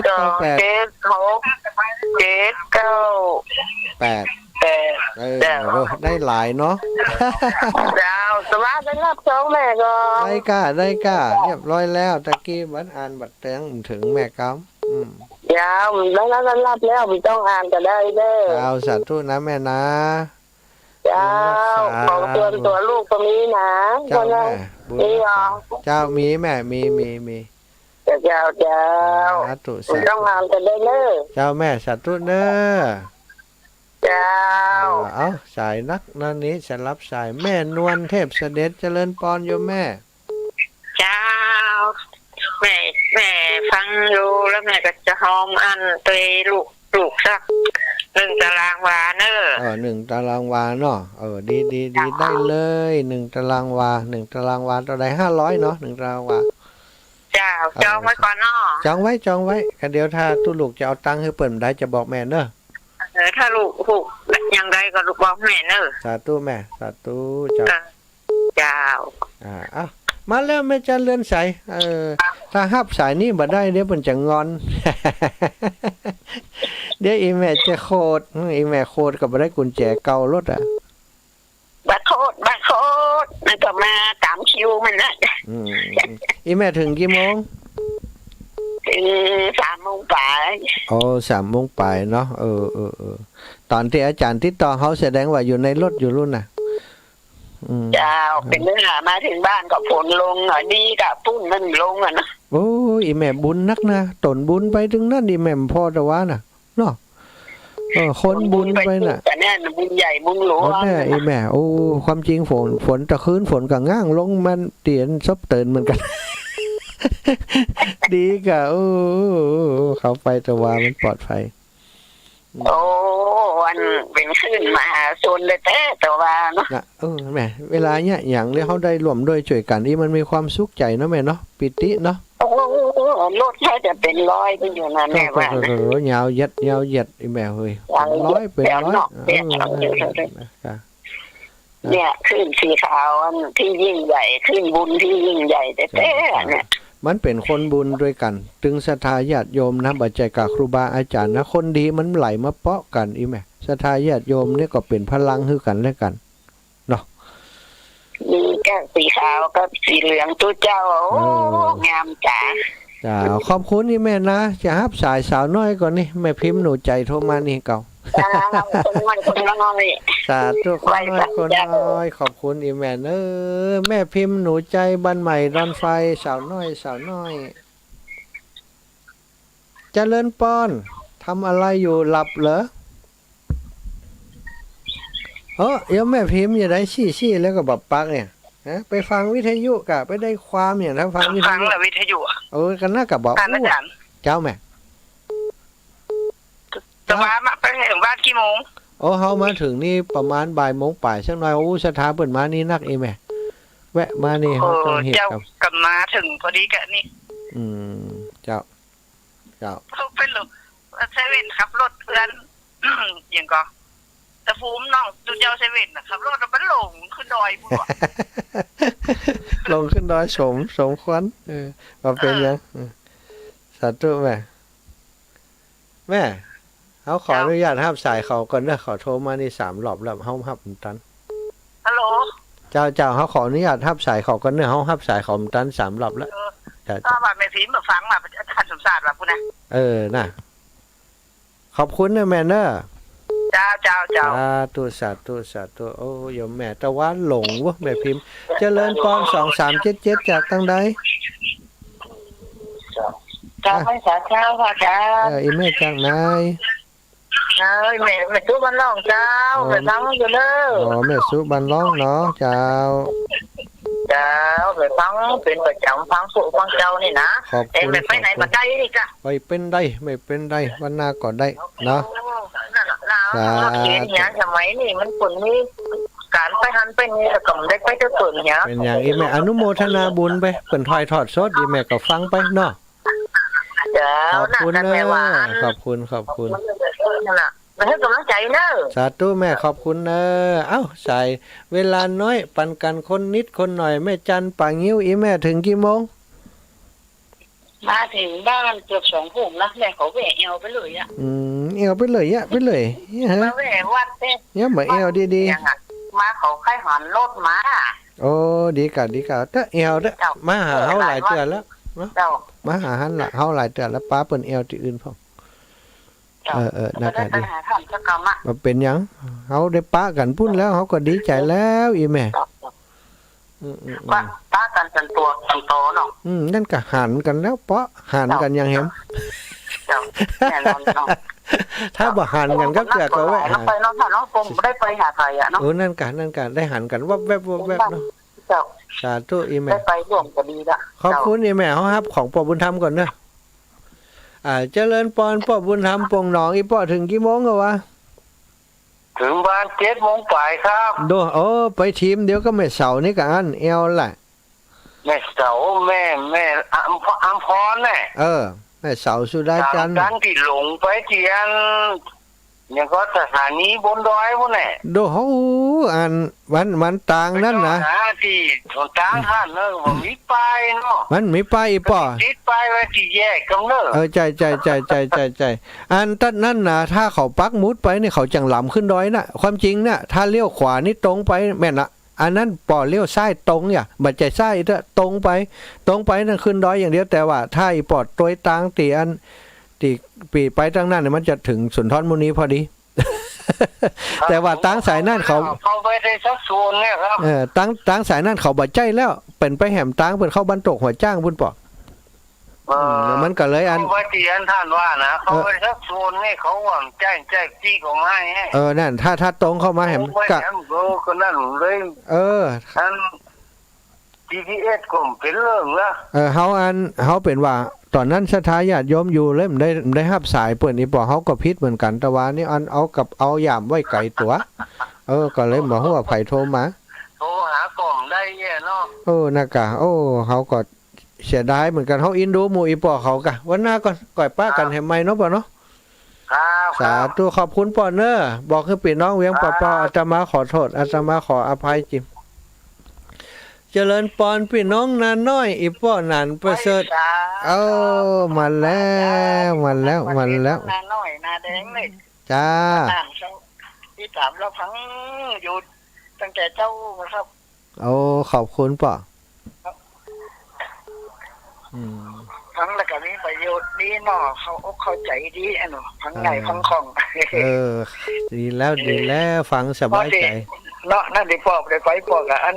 โอนไปทางนั้นให้หลานเนี่ยให้ไปเองอันเป็นยังป่ะเขามันอยู่ไกลเขาใจถึงกันกับพ่อไกลครับมาบ่ใจของใกล้น่ากะขอบคุณอีปอนเนอร์ขอบคุณหลายๆพี่น้องเมืองน่านเนอร์สาธุมีชื่ออันยังมันยืนยาวเป็นคนหลงใช้จะพอออกไม่ออกต่อไปครับสาธุขอบคุณอวยพรทุกวันอายุจะยืนย่อนอีปอนเนี่ยนะเนี่ยเจริญปอนนี่แม่ถึงบ้านกี่โมงกี่ยามแม่มาถึงบ้านประมาณสัก4 โมงไปอีแม่ได้แวะอันนี้ก็แต่ว่าแวะสุนทรมุนีก็ไม่ได้แวะใช่ครับไปได้แวะอย่างการเจ้าของรถไปแผลก็เอาไปละหันแล้วก็ปืนไปอบรมอินดูเขาจะเพียเมียนอย่างแล้วเปิ่นก็มาหับง่ายเนาะนั่งกันอยู่หันตลอดพาปลามากับตามาปลาก่อน